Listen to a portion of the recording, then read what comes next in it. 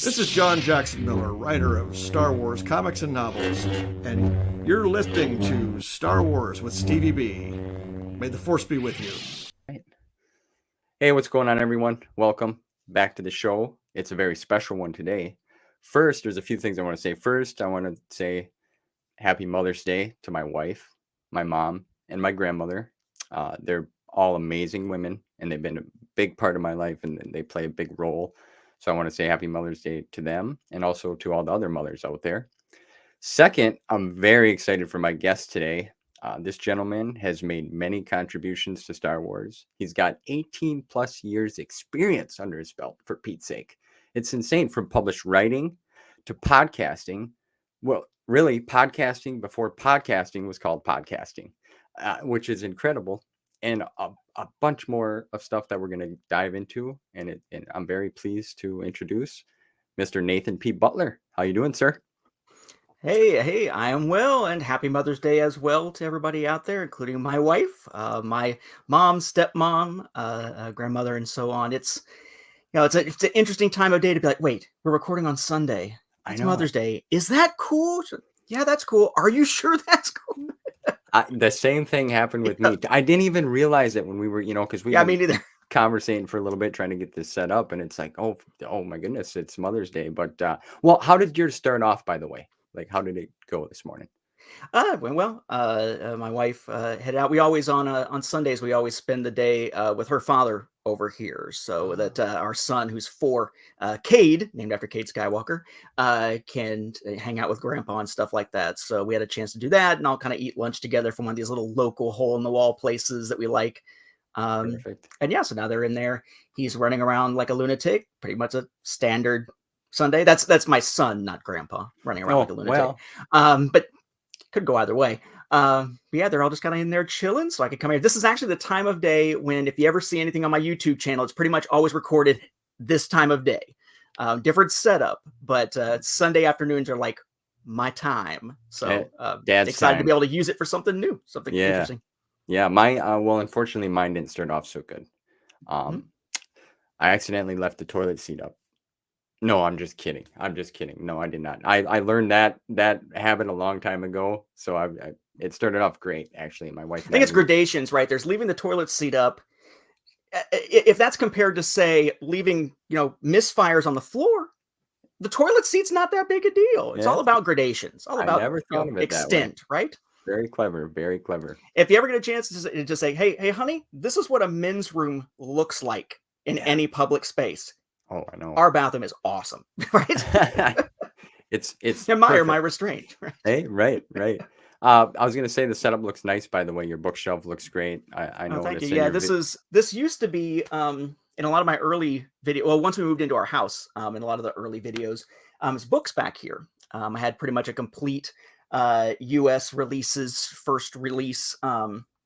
Or at least first format set of all the books and comics and so on. But as the home video stuff became my focus, I eventually sold that off to make room for all this. This is my office / Star Wars collection room. So the collection runs along these shelves along the edges and in the closet.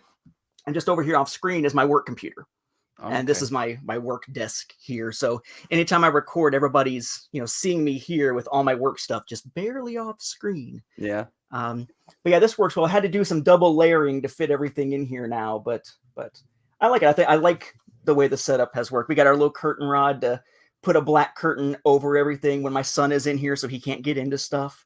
I think it works well. I think I'm going to need to be a little bit more careful with my physical space soon as it overflows, but they're not releasing much anymore anyway. So yeah, I guess that means I don't need to worry too much about space as much as I used to. Well, the collection always seems to grow. Just out of control at times, doesn't it? I mean, for sure. But yeah, no, it looks great. And I want to give a shout out real quick to Scott Johnson. He's been a longtime listener of yours, and he turned me on to you. And I just want to say thanks to him. He's a fellow listener of both of us. So, and he's a great guy. I had him on the channel. It's very nice. So I wanted to say thanks to him for this, because it's truly an honor to meet with you, sir, after I was diving into your work and what you've accomplished, and we'll bring up the chart that you sent me, and it blew my mind. It was like random busybody. That's me. Yes. So I want to kind of just get started. Sure. Nathan, if we can talk about like your first memories of how you got enticed with Star Wars. So I was born in '79. So I was too young for A New Hope in theaters originally, pre-subtitle and all. I am told by my mother that she took me as a baby in 1980 to see The Empire Strikes Back, at which point I always have to apologize to people. I'm sorry if I was that baby in the movie theater. That drives me nuts today. And then, I mean, I have some vague memories of seeing Return of the Jedi multiple times in '83. Though weirdly, when I imagine myself there in the theater looking up at the screen, it's actually not an image from the actual film that sticks in my mind. It's this weird image, like this weird grayish bluish image from a trading card of Luke like grabbing onto the bars of the Rancor pit that pops in my mind. It's like my mind is superimposing that as if that was what was on the movie screen. So I don't know that I have a clear memory of that. The biggest thing for me was all the toys. Yeah. Like for the longest time when there were no movies to be seen and I didn't have a recording of any of them for a while, it was playing with the toys all the time. A little bit of the early Marvel Comics stuff, or not early Marvel Comics, early era Marvel Comics, like the stuff from after Return of the Jedi chronologically in there. I think my first issue ever was the one called Diplomacy.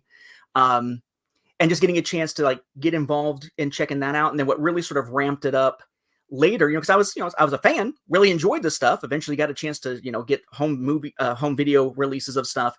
But what really kind of ramped it up for me was in '92 when I walked into a bookstore and saw Dark Force Rising, the second of the Thrawn trilogy novels, which got me to get Heir to the Empire, Dark Force Rising. I realized, oh, there's this Dark Empire thing. So I went and got the other comics for that. I want to say I jumped into that when they were on about issue 5 out of 6 for the original. Okay. And it just sort of blossomed from there. So, I was interested before, and I was a big fan before, but it was just the movies and the toys because there really wasn't a lot of stuff out there. Like I didn't read any of like the early novels at the time because, by the time things really started ramping up, I was only in middle school, right, around 93 or so. So it just kind of barreled on from there. It was really sort of heading into my senior year of high school when I started working on the Star Wars Timeline project that sort of sucked me into it. A lot of it came down to being introduced to sort of internet fandom and other like-minded people, not just in the area, but actually, other people heavily seeped in this who maybe would not have found each other had it not been for the internet.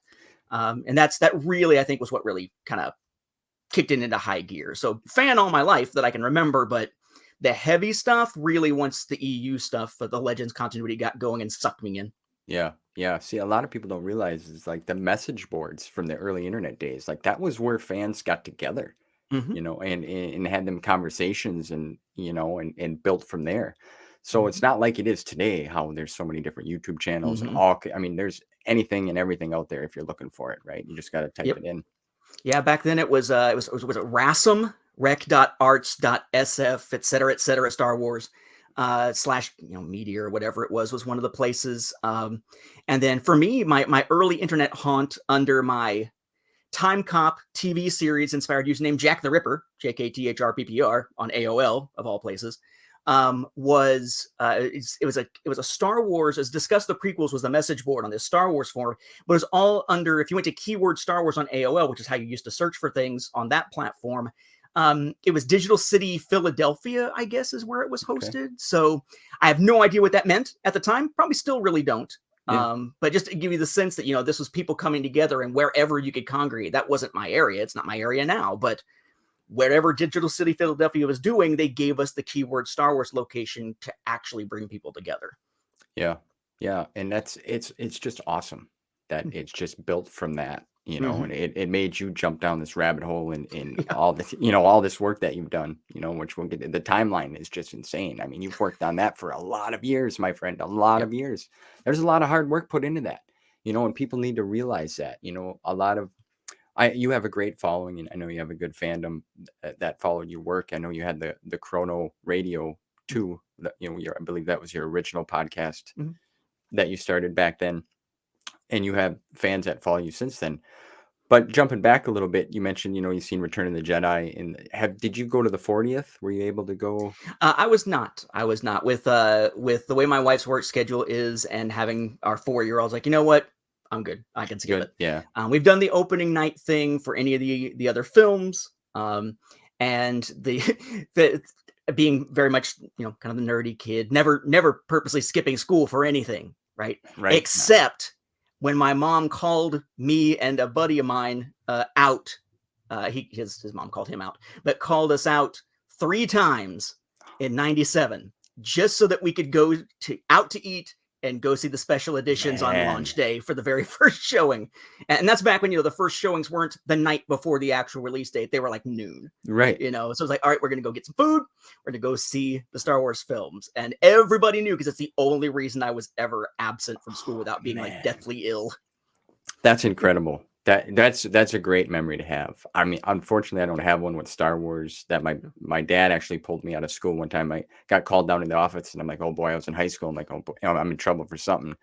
No, my dad picked me up, and he brought me to my first concert. I went and seen Def Leppard and Joan Jett. So, cool. Yeah, Very that cool. was Very a cool. big. I'm a big rock and roll fan. So yeah, but it was the trade-off. It was if you have perfect attendance, then, like, I don't know if any schools do the same. For us, it was if you had perfect attendance at the end of a certain amount of time, there was a school trip to the local mall for like all day. Right. And it was, do we want to go to the mall with everybody? You know what? We could actually do that anytime we want. It is just a driving distance thing. So no, we're going to go see Star Wars. That's awesome.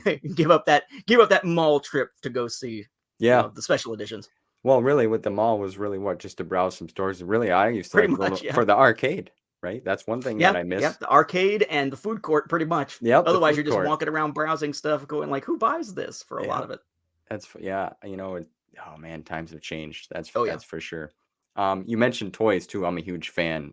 So you probably were a big fan of like the Power of the Force action figures and such. For me, it was the early Kenner stuff. Was what I picked up, the early Kenner stuff, and then didn't really dig too much into a lot of the later stuff. I picked up a couple of the larger ones more recently, like Afra, for instance.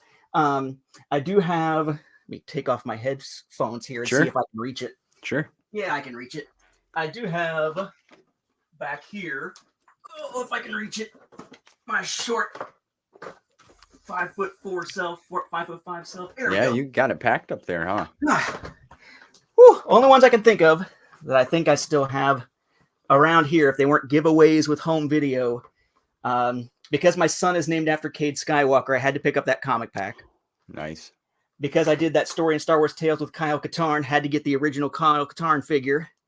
And then I've got a couple of my own comic pack from when I wrote the story and they made the figures out of it, that I just keep kind of back there on the shelves. Otherwise, I don't really have much in the way of the toys, but part of that is, it's like with the home video stuff versus the books. It's a physical space thing, right? It was a question of, do I have the space to have a collection of all these different things, or do I need to actually, there we go, narrow it down? And it came down to, you know what, the toy collecting, especially as it was getting more expensive, is what had to go, because I can't imagine trying to collect, except for maybe smaller product lines these days, as expensive as the toys have tended to become. It's terrible. I'm trying to limit myself now too, especially with the Black Series figures. They're, like you said, they're like 26, 27, some $30+, and that's crazy.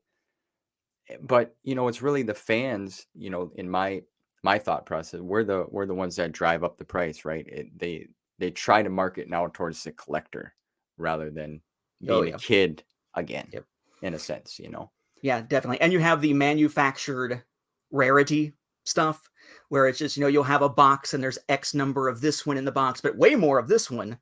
And of course the scalping, issue where you have people who they know it's going to be in demand. And as an economics teacher, there's a part of me that says, okay, the scalping stuff sucks, but you put something on eBay, you really do get a sense very quickly of where the real supply and demand is for something, what the actual price should have been, or the actual quantity that's out there should have been.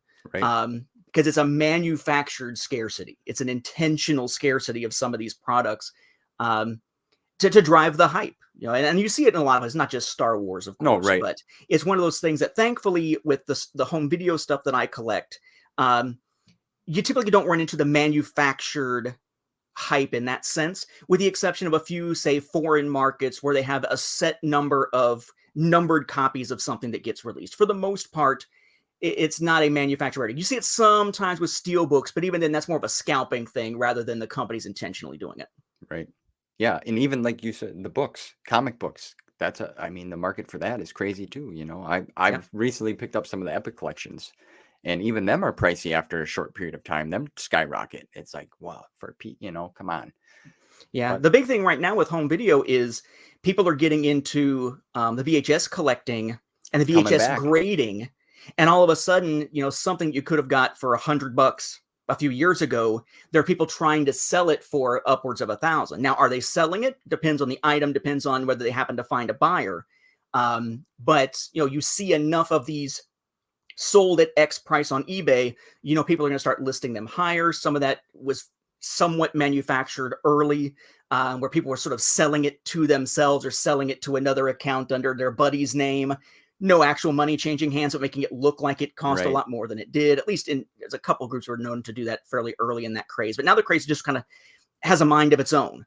Yeah. I expect it to crash eventually, but it is still kind of building. It's the Star Wars collecting, at least the home video collecting craze, akin to like an NFT thing, right? There's hype, it builds, and then eventually you expect there's going to be a crash that kind of evens it back out at some point.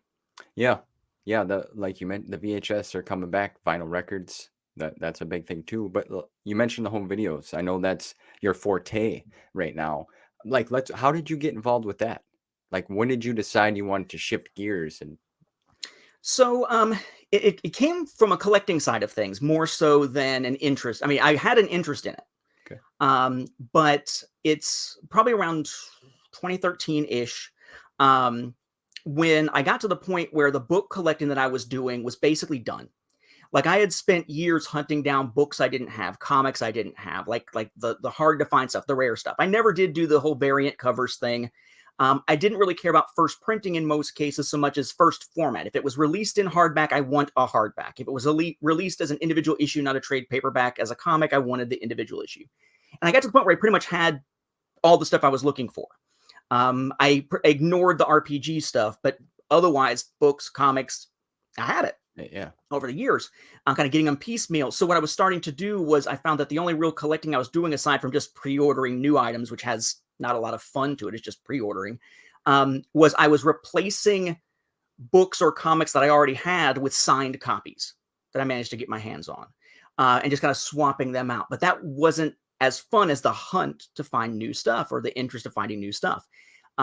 So I thought, I want to look into something else that I might collect. And I was really interested in watching different versions of the films. I was curious about the home video side of things.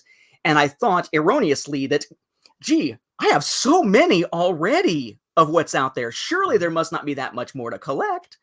So I start sort of diving into it. And that's when I describe in a saga on home video, I describe it as like the Wile E. Coyote moment, where basically, you're already off the cliff. Now you look down and see what's coming. You can either scramble back to the cliff and save yourself, or just let yourself fall. Right. And in this case, it was I'm going to let myself fall into the depth of how expansive this is. And it's really been fun. I feel like what sucks me into this, is kind of the same thing that sucked me into doing the timeline for years and sort of sucked me into doing the podcasting stuff. At least when it came to like the website that the StarWarsFanWars.com back in the day, that was sort of a hub for the fan audio stuff. It's sort of like finding a niche that's not filled, or seeing a need. Like, so I'm a teacher professionally. I like sharing information, sharing knowledge, discussing stuff. And what tends to happen that I'm noticing is if I see that there's a lack of information out there about something that I am interested in or care about as a fan, a lot of times I try to fill that gap. Yeah. So I think with the home video stuff, realizing that there weren't many actual guides out there to the Star Wars home video releases, where you could find them, the nuances between them, caused me to dive into that more than I might otherwise have. And then eventually the YouTube series from the Star Wars home video library got going. Enough people asked eventually that led to a Saga home video first edition, and then the massive 3-volume third edition that came out, or just third edition, 3-volume second edition that came out fairly recently. But it was all kind of like, there's no knowledge base of this stuff out there, at least not in any one place. I'm going to fill it, which is sort of where the timeline came from. Back in 96, I started working on it for myself. 97 is when I put out the first that anybody could use other than me. But it's the same kind of thing. It was aside from Mike Beidler's Star Wars Literature Compendium, there just really wasn't much out there. And that wasn't really designed as a guide for reading in order. It was like it broke down information about the individual books in sort of a different way. So it's like, okay, well, if somebody else isn't doing it, I'll do it for my own use and share it with others who might need it. And it just kind of grew from there. But it was always, I feel like that's always been my thing. Like, to some degree, I have like a service mentality to other fans, but it's like, oh, here's this vacuum. I'm going to fill it. And it's inescapable almost when I get to that point. Yeah, no, and it's great. And I was going to say, from watching, some of your material, like, I didn't realize you were a teacher, but now that you said that, makes 100, like, I can see that, because you're very well spoken. You present things. The experience shows that you've been doing this for a while with how you are on camera and such, and how you talk. So I just want to say you're doing a great job, and it's awesome. And there's people out there, even myself, I didn't realize that there was this whole expanded universe, outside of the films and toys growing up and such. So learning about all this different, even the home videos, I didn't realize that there's a lot of different material out there. Yeah. It's mind-blowing. So Yes, I just want to say I appreciate your work so far, sir. Like, you've been doing great.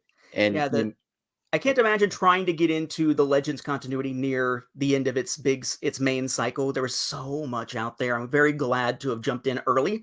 But that also means that, unfortunately, you don't see a lot of timeline projects around at this point anymore, unless they are just for the new canon, right, or they're something that was around for almost as long as mine was, just because of the time that it takes to look through decades of material to pull something like that together. I feel like that's it's not a lost art per se, but it's just something that is so immense now, that such an undertaking, I almost feel like it's too daunting for anybody to dive in now. Like, the golden age of timelining Star Wars stuff feels like it was a couple decades ago, when it was still manageable enough that a lot of people were trying to get into it and enjoy doing that sort of hobby. And now it's just, it's unwieldy to even try, at least with the Legends continuity. Canon certainly is a little bit more manageable size-wise. Yeah, since it's fresh. I'm a fan of both sides of things. Mm-hmm. I walk both paths. Yep. Which made me a traitor in the eyes of some purists out there. Whenever the reboot happened, I was like, I actually enjoy both. It's okay to enjoy both. For shame! For shame! It's funny, I had my first gentleman comment on one of my videos, and it was fine. I appreciate everyone's input. I like to hear everyone's side of things, but he's like, it seems that your knowledge of the EU is very surface level. And, I responded in a polite way. I wasn't mad at that. And it's true, because there's a lot, and I don't know. I'm just learning myself, and like you said, to try to just dive in and come up with this whole timeline. And that's why I'm just impressed with basically everyone I've talked to so far. That's just a hardcore fan, and their knowledge of things. It's incredible. And to me, that's the kind of stuff that the comment that was made, that's the kind of stuff that bothers me to a degree, because it suggests that there's a right way to be a fan. Yeah. Which to me has always been, now granted, this is me talking as, a 40 something. Okay. When I was a senior in high school, kicking off the Star Wars Timeline project, and then going into my, my college years and whatnot, especially with Chrono Raido kicking off right after I graduated with my bachelor's back in 2002, I was the arrogant jerk. I was the one who was out there like, I know this, and don't you dare challenge my knowledge. Or if somebody wants to, to be like, no, this is wrong. Okay, time to go smack. Yep, here it is. But I think in maturing for me, there was a point reached of, this is a hobby. This is something you're supposed to enjoy. If your hobby feels like work, or your hobby is stressing you out, you're doing it wrong. Yeah, that's right. Right. And just because you have a way of approaching it doesn't necessarily mean someone else doesn't have their own way. And in particular, the idea of a knowledge base, right? I'm big on, I'm sure anyone who's seen a lot of my stuff or listened to a lot of my stuff knows what 2 words are coming. I'm big on intellectual honesty, and the idea that we can have a frank conversation and an interesting conversation, but we have to be intellectually honest in what we're talking about, not making stuff up, not overhyping things, but in a lot of cases also recognizing where the holes are in our knowledge base. Yeah. Like, I see a lot of stuff when I've got almost, if you count all the supplemental episodes, we're at 500 plus episodes from the Star Wars Home Video Library now. Yeah. But there's plenty of times of me saying, I'm showing this cool thing that comes from this market, like Singapore or wherever. It looks neat. This is what I think about it. This is what it is. Let me show you the product, but I am by no means an expert in that market. So there are probably people out there who know way more than I do about this. So feel free to give me some information, or being wrong about something and being willing to say, oh, I was wrong about this. Here, let me correct this and try to help others who might be caught up in the same thing. Like for me, it was the understanding of there's some releases. The first time that there were Star Wars releases in widescreen in the United States were on Laserdisc. And the first release of A New Hope had some issues. They call it the incredible shrinking aspect ratio. It's actually the incredible increasing aspect ratio because of the way math works. But basically, as the film goes on, because it was based on some Japanese masters where they had to cover up the burned in Japanese subtitles, the black edges kept getting smaller. Partway through the film, you'd look and it'd be a little bit narrower and a little bit narrower and a little bit narrower. So it's a pretty noticeable amount as you go through. And eventually they did fix it on subsequent printing. And I had some confusion on my end about which one is the fixed one, because there's a CBS Fox Video labeled version and there's a Fox Video labeled version. I was always told the Fox Video one is the one that fixed it. But that's true from a certain point of view, but there were two Fox versions. It was a question of who was it that actually pressed the disc. Was it Mitsubishi or was it Technodisc? If it's Technodisc, it's fixed. If it's Mitsubishi, it wasn't. And how do you tell the difference? So there was a point at which I was saying the Fox one is the fixed one. Kind of true, but I didn't have the nuance of knowledge to recognize that there were two different ones. So I spent a whole episode, I think it was episode 400 maybe, specifically laying it out, taking an iPad into our kitchen and pointing it at the TV, putting Post-it notes on the television to watch as it shrank, to just kind of clarify that. I think that's something that's missing a lot within fandom in general, is just this idea that it's okay to be wrong and correct it. It's all about the intellectual honesty, the intellectual honesty of it. And the same thing with, what can be a fan. You could be a fan who's only a fan who watches the movies and the Disney Plus stuff. There are kids growing up whose introduction to Star Wars was Clone Wars. That's their Star Wars, their core. Yep. There are kids who grew up with the prequels as their core. There are kids growing up now for whom probably Young Jedi Adventures that just came out is going to be the core of what they know of Star Wars. That doesn't make someone a bad fan if your knowledge base is different. Right. To me, it's more being a bad fan if you tell others they can't be a fan or a good fan or a real fan. I hate that term, a real fan, just because their interest, knowledge base, whatever, doesn't align with yours. I think that it's toxic enough out there. Yeah. Let's not add gatekeeping into the mix, Right. Yeah. I look at it this way. I was born in 84. I grew up with the original trilogy, but then the prequels, I was in high school. Mm-hmm. I grew up, Luke was my guy, right? The prequels, that was there. Somebody grew up with them. Like you said, the Clone Wars, somebody's growing up with Rey. So it's just, and at the end of the day, it brought us all together for one, and it's something that we enjoy. Yep. And there's something to be said for finding places online that are havens of positivity as opposed to toxicity. That's why I really love the Star Wars home video community, because it's a very positive community, especially the Facebook group that Justin Berger set up. Just a very positive group. And then you have others where it's like trying to just needle others. There's speaking of the intellectual honesty, the meme or whatever you want to call this, been going around the last few days as we're recording here, is a picture from the book Star Wars Made Easy. That is a family tree of the Skywalkers that doesn't have Rey on it. Even though it's got others that are like the Organas by adoption. They're like, see, even a Disney book doesn't acknowledge that Rey's a Skywalker. You mean in the book that was published in 2017 before Rise of Skywalker existed? Is that where you're going with this? Yeah. And it's just, and it's everywhere. It's aha, you're feeding my own bias and making me stronger. Yeah. No, man, you're just being intellectually dishonest. Stop. Right. Yeah, that's just it's beautiful how you put that. I really enjoy that, Nathan. That was a very good point, and I mean, let's be honest. Everyone's passionate about this fandom. It's one of the biggest fandoms that I've ever seen. Honestly, the people. I watched some of Star Wars Celebration. I try to keep up with that with all the news and such, and it's just the amounts of people, and it even got emotional seeing Ewan McGregor and Hayden Christensen talking and all the applause they get, I even got a little emotional because it's good for them. I'm glad to see all that, and now they're talking about the new movies, the new trilogy that'll be coming out, Ray's coming back, and how some of the fans were so excited for that. So it's just awesome. It's just we don't need toxic people, let's just all be real and have a good time and enjoy it. And it's nice to see that.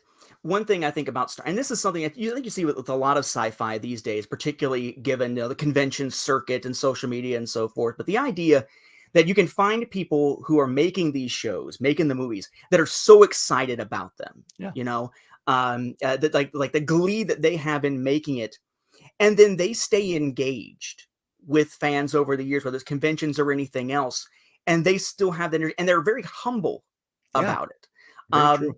There doesn't feel like, most of the time, especially in this generation of Star Wars productions, doesn't seem like there's a lot of arrogance on behalf of the people behind the scenes when they go out and interact with fans. I think that also helps keep that positive environment going. Even if there's not a new film for everybody to rally around, it's going to be a while still until we see one of those new 3, whether it's Rey or the Dawn of the Jedi one or whatever. Right. But that kind of positivity out there kind of keeps things going. You see that with some franchises, but how many other franchises have their own theme park? What, Harry Potter? Yeah. Anybody else? It's insane the sheer way at which this has grabbed so many people. But I think that's where some of my hope lies when it comes to getting away from the toxicity. The bad news is that because it is so universal, it was bound to be infected by the toxicity of just general society around us, and social media and that kind of cultural stuff was bound to infect Star Wars at some point. Yeah. But hopefully it has the ability to sort of withstand that with the positivity. I tried to describe this in, I did a Patreon that's actually in the process of wrapping up now. And I used to do these Q&As, these exclusive Q&As for members of a particular tier. And as we were wrapping things up on one of the more, I think it was the last of the Q&A episodes, I likened it to finding your own little areas of positivity away from the toxicity and keeping them safe from the toxicity and enjoying that. And the idea that if there are enough of those out there, it's very much like rebel cells, right? That eventually those cells will gather together. Yep. And that alliance of positivity, so to speak, those fans able to have this bigger place of positivity can help sort of drive away some of the toxicity. That would be the hope. But I definitely think we're still in the rebel cells phase right now, where the toxicity is more prevalent than hopefully we can push it back to be in the future. But it's a very different franchise, it seems like, than most. True. There are a few that I would compare to it. Trek, maybe. But there are a few that I would compare to it in terms of the positivity of many of the fans out there, the longevity, and the hope of being able to be better, so to speak. Yeah, good point. Well, let me ask you this now. You were involved in the Legends and Expanded Universe, and then all of a sudden, let's talk about 2014, the decanonization. So how did that affect you?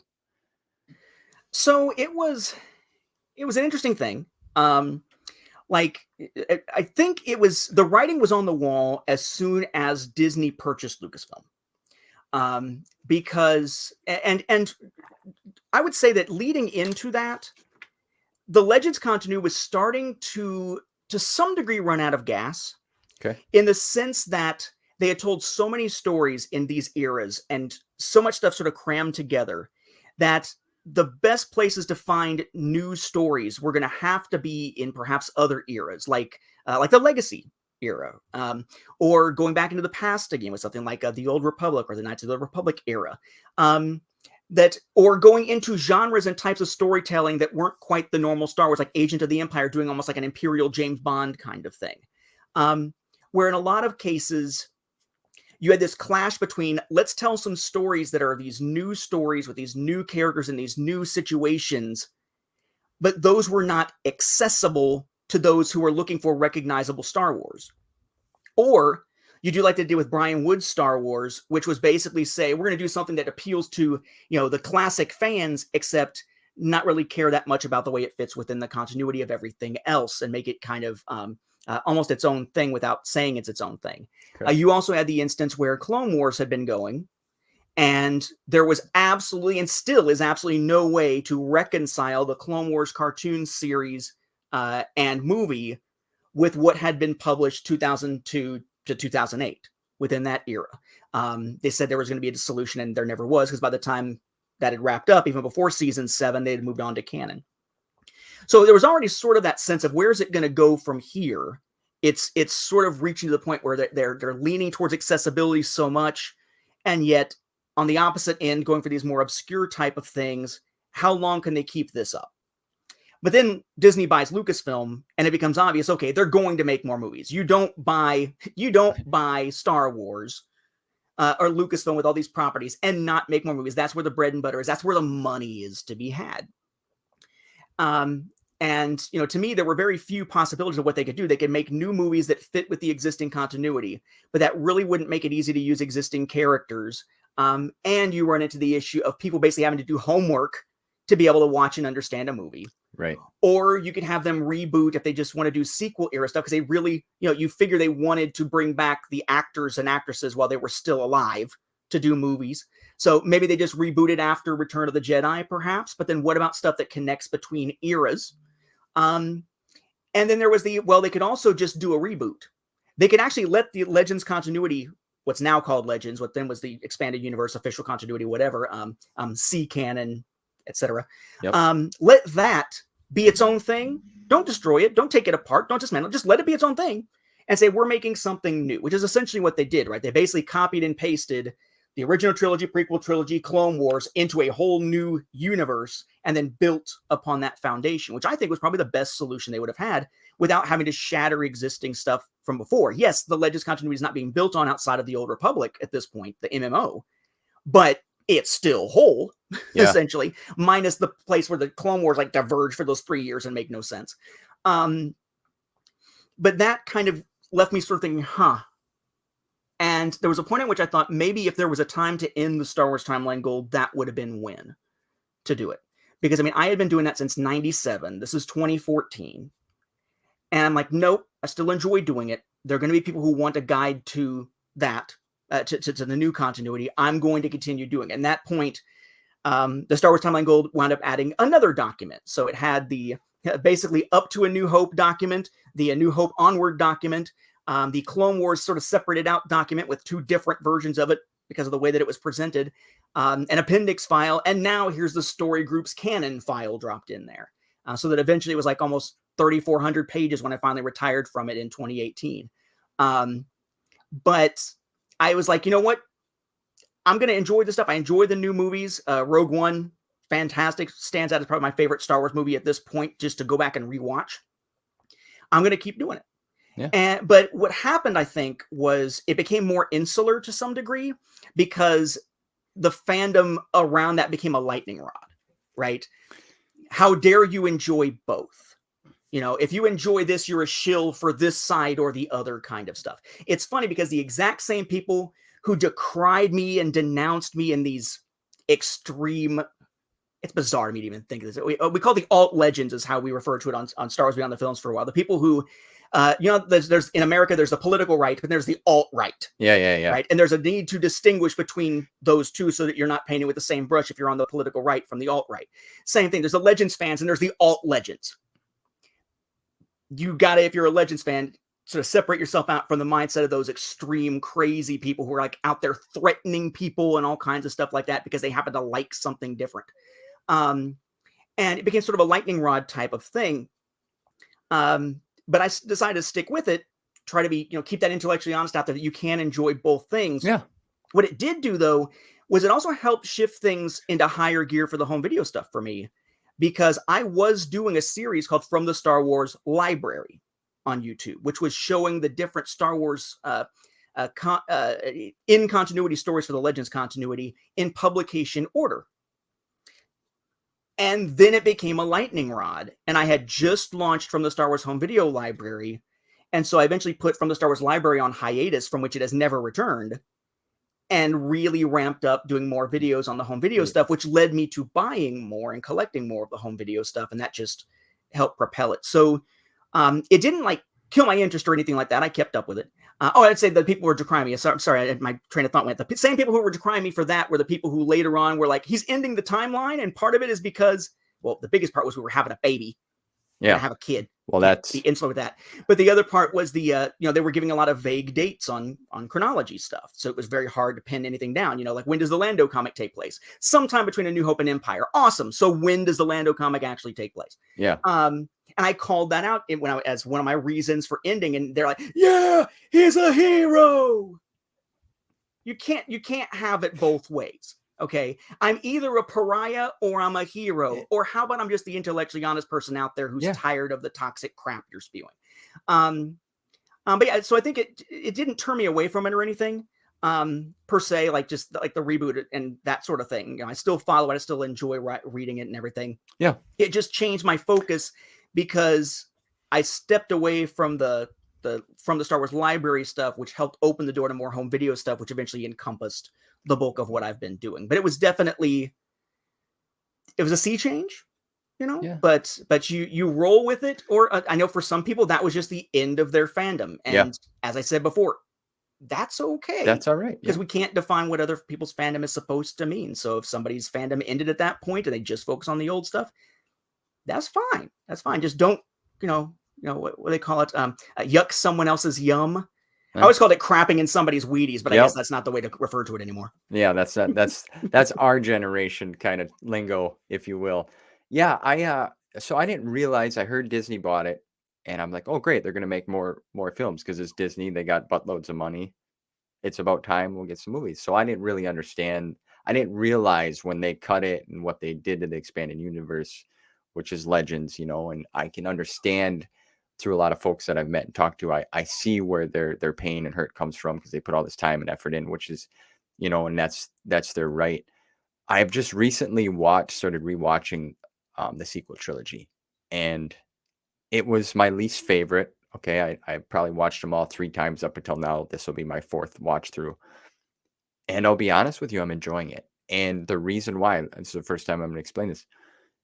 My conversation I had with you mentioned Mr. Beidler, Mr. Mike Beidler. I had him on.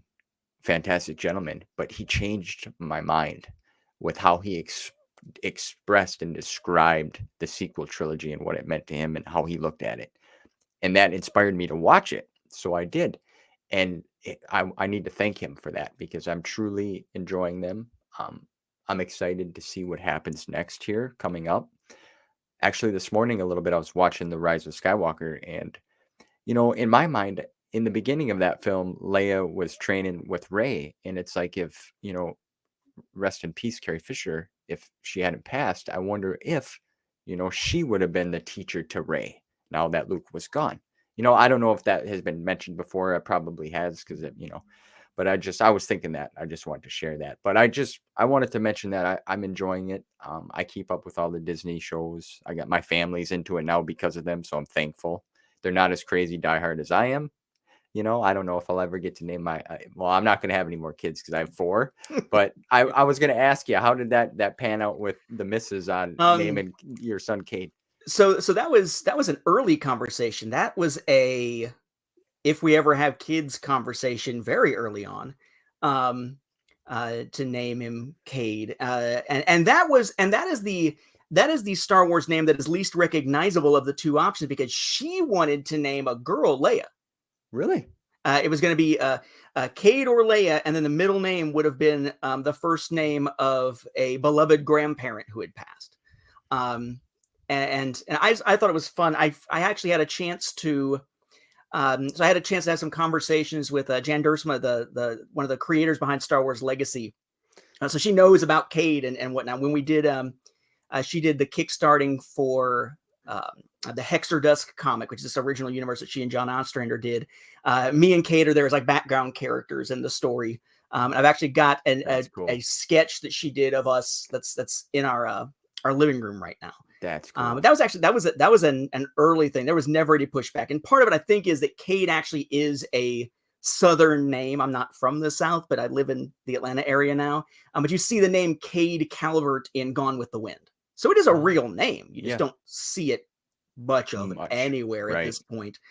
Beyond that, you mentioned the just getting in and digging in and being able to enjoy the newer stuff. I think that one of the key things that's going to help those who are very seeped in the Legends continuity, I think, is seeing the current Star Wars canon branching out into new eras and new types of stories. A lot of it really, especially the comics, have just been, we're going to tell the stories in between A New Hope and Empire, and then Empire and Jedi, a lot of which treads similar ground to stuff maybe we've seen to some degree before. But I find the High Republic, that venture is really doing a pretty good job of giving us a different spin on an era. I don't know I would have been saying that as positively had it just been what they put out in that first phase. But they've kind of pulled a prequels thing here where they went through their first phase and then jumped backwards and are now giving us some backstory. And then they're going to jump for the last phase to pick up a year after where the other one ended, where the first phase ended. And you have these very interesting new characters, a chance to see all kinds of new dynamics within the galaxy and whatnot. And we're seeing that very much like the Clone Wars or Rebels, or in the Legends continuity, stuff like Knights of the Old Republic, starting to have influences on other stories.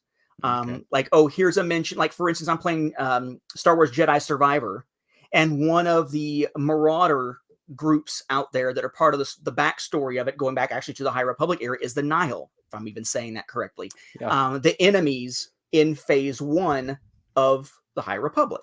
They're doing more tying that stuff together, where it comes not so much the idea of it's got to be characters showing up everywhere, because so many stories are taking place in such a small time period that they're just appearing in all these stories. It's not the characters, it's the places, it's the history mattering. And as someone who teaches, among other things, history, I really do find it interesting to see them starting to seed things here and there where, yes, history matters. This was only 150, 200, whatever it is, years ago. This history does have an impact on a present era. And I think that's what I actually think it may even have been I think it was more interesting in the Legends continuity to jump back to Tales of the Jedi further back, 4,000 years and then 5,000 years before, to give us that early history, but to have something that jumps back but is still close enough to be within a generational memory of some character. Like Yoda is in the High Republic. It's within his lifetime. That is an interesting approach, especially in a society in which it seems like each generation now tends to think that the history that matters is the stuff they were alive for, basically. Like, it's weird to me teaching students who weren't born when 9/11 happened, who refer to my high school years as the late 1900s, you know?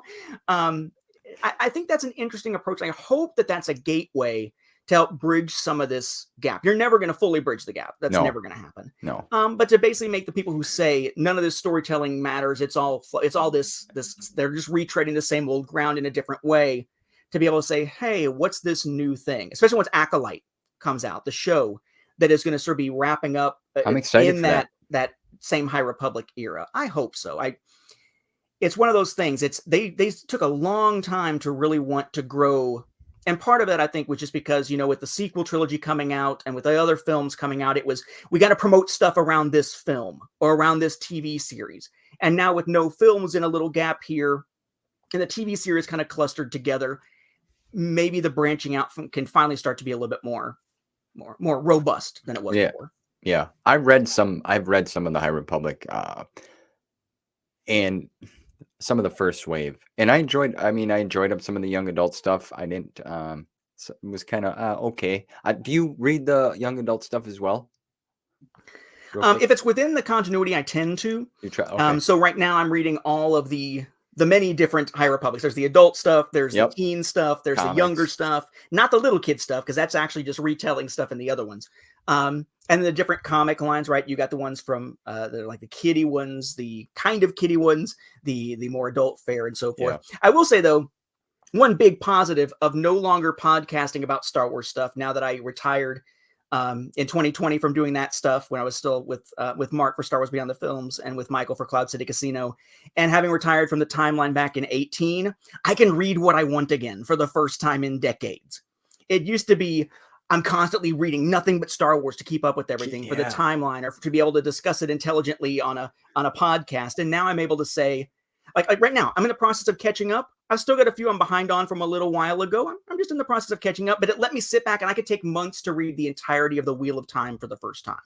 I mean, You yeah, that's know, on my list too. I could finally do that. And I'm like, I haven't had this kind of free time since I was in high school to actually read something Oh yeah. else I wanted to read that wasn't because I had to, or wasn't because I needed it from a fandom standpoint. I could just enjoy something different, which didn't happen a lot for years. Yeah.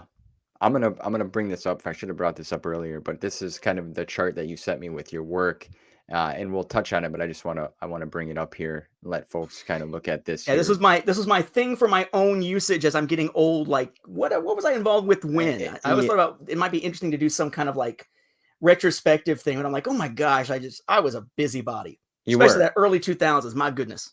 and that's kind of how I felt. I'll let people look at this here, but that's how I felt when I got back into Star Wars and followed some of my YouTube friends now. Well, now I consider them friends, but I was watching them and I wanted to keep up what they were talking about because it's like, oh man, they're talking about something I have no idea. So that's kind of how I felt with the High Republic. And then that being said, it felt overwhelming with the waves and how much that they were coming out with. So that's when I went back to the original. I found out about the expanding the legends, and I wanted to read some of the stories with the characters that I was familiar with that I've never read before. I've read some of them, through school. You see them. I read, Heir to the Empire, and Shadows of the Empire, but then that was kind of one-offs. But so now I just was going back and enjoying it, and I'm kind of right now I'm reading Revenge of the Sith, and let me tell you, oh my Ooh, goodness yeah. sakes, That Revenge of the Sith novelization by Stover is oh, gold. It is one of the best, and it's an adaptation, and it's still amazing. yes, It's incredible. still my first experience with that was listening to the unabridged audiobook, and just this is what it feels like to be Anakin Skywalker right now. Blew me away. Yes. Such a great adaptation. I eventually hunted down a limited edition signed, like slip covered copy of that. That's one of the few things, as I sold off all the books and whatnot to make room, that I still kept around because that was not going anywhere.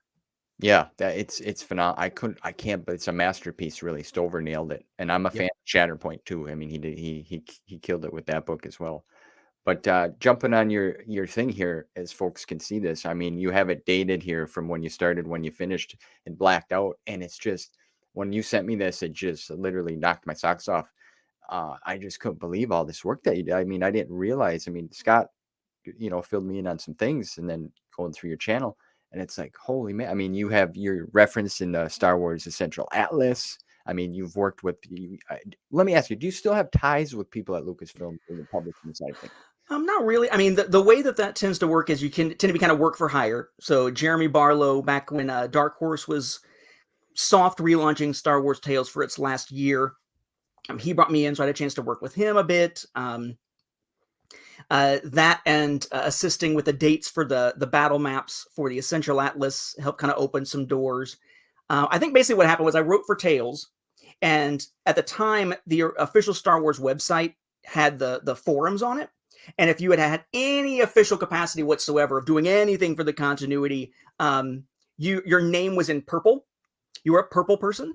A VIP, as they called it, which sort of led to more, I think, acceptance of that and having conversation with others who were purple, such that, for instance, when they were doing when they were about to launch the Old Republic MMO, they had these videos that came out that were like recaps of the Knights of the Old Republic era and the lead up in that history. And I got an email from Leland Chi like, hey, look over these dates. These look right to you? They look right to me. Do they look right to you? I'm like, I'm a fan. What? Yes, Yeah. yes. Keep asking. And I do think that has changed, though.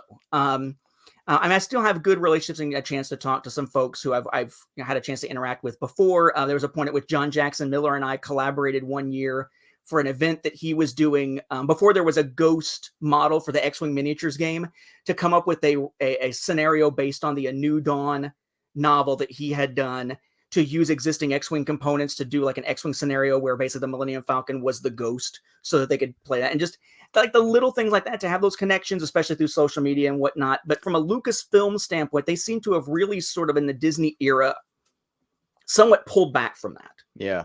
The direct interactions you don't see as much anymore within social media. It's a much more of a controlled environment, it seems like. There was a time I could email Leland Chi questions at any point and get a response. Eventually that had to come to an end. Eventually he's kind of receded into the background social media wise. Even Pablo Hidalgo, who was answering a lot, kind of faded back a little bit. So it's definitely a different era in that sense. But to me, that was never really what it was about. It was great to be able to get answers to questions, especially on continuity stuff and chronology stuff when I was working on the timeline. But it was never something where I was like, I'm going to use this to open some doors or anything like that. I had my career teaching. Right. That's what I wanted to do. Your dream, Although I will say, it did writing for Tales and the response from Tales, because it was just a little story. It's like a little 14-page comic story. Bring back Coyote and let him fight some Yuuzhan Vong, play around with why Kyle and Jan haven't gotten married compared to many of these other couples in that era. And the response to it, though, gave me the confidence to do some self-publishing stuff, which got noticed and got me brought in to write for the Wars franchise, which is it's now referred to as War Song, but it's basically the franchise based around the sci-fi universe of the card game that Decipher put out when they lost the Star Wars license and revamped it into a new game with the same mechanics for this original sci-fi universe that Michael Stackpole helped launch. Had a chance to kind of write for that, and then just that sort of, it was as a confidence builder. Yeah. Right. It was getting me to go into stuff. Like, I never thought if I wrote something, anybody would give a crap. The timeline, sure, but that's because it was a resource, and then eventually, having had that experience working with a couple of small publishers and doing some self-publishing and seeing the different approaches to it, getting a chance to ask a lot of questions from a friend of mine who has a small publishing company to then do the self-publishing on the Saga on Home Video first and second edition stuff. It was a door opening thing, but it wasn't so much that it was a door opening thing professionally within some companies. More like opening my mind to the fact that I actually maybe could do some of this stuff. Maybe there is an audience for some of this stuff for me, and that's been an invaluable thing. So thank you to Leland, thank you to Jason, thank you to Dan, thank you to everybody who was a part of anything that I had a chance to get involved in there. It's, whether they realize it or not, it has opened me up to more possibilities and feeling as though I could have the confidence to actually do something more with my fandom than I was doing at the time. I don't know that they would ever know that. Jeremy, especially bringing me in for Tales, is just, it's interesting. But the ties themselves, I would say I have no more ties than anybody else, except for just the fact that I've had more conversations with some folks in years past, pretty much. Right. Well, like, it's almost like a, kind of a kid's dream come true. I mean, you have a comic book that's out there that about Kyle Katarn. I mean, that, he's a very well liked Jedi. And that was the funny thing is kind of a fluke. I tend to be someone who falls into flukes. Like when I do, so my teaching position, I teach full-time online. I don't have to deal with all male personnel. Please report to the bus front because these kids are about to beat the hell out of each other, kind of stuff. Or proctoring tests or monitoring the hallways, dealing with classroom discipline issues. It's all online at this point. That I somewhat fell into because I was looking for something different. And somebody I knew in the same building who taught that way over the summer said, I think they're going to start doing some full-time positions. You should apply. Here's who to reach out to. And wound up being the first and only social studies teacher for a while for that program. So I kind of fell into it. But what that meant was that because of my unique circumstances falling into it, every time I walked into a school building, it was, how do I do what you do? Get me out of here. Right. Which is kind of the same way with the Star Wars thing. It was a weird confluence of things that got me to write in the first place. It was my first published work of any kind. But Jeremy Barlow was given carte blanche to bring in people who were not previously published, which was almost never a thing outside of like the West End Games Adventure Journal back in the day. And said, well, I know you understand chronology and continuity because of the timeline. I know you understand storytelling because of the Star Wars fan audio drama that you did, because my team and I put out the first serious Star Wars fan audio drama back in 2002 with a Second Strike. And then I know that you're passionate about this stuff because you just railed actually against us, Dark Horse, on your podcast thing. So you're obviously passionate about this stuff. Would you be interested in doing this?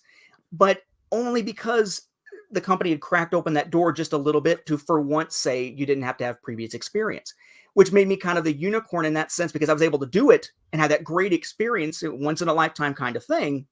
But it also meant that it became the constant question, how do I get to do it? Help me in the door. why is it that you got to do it and they're telling us that, you can't send unsolicited manuscripts and stuff like that.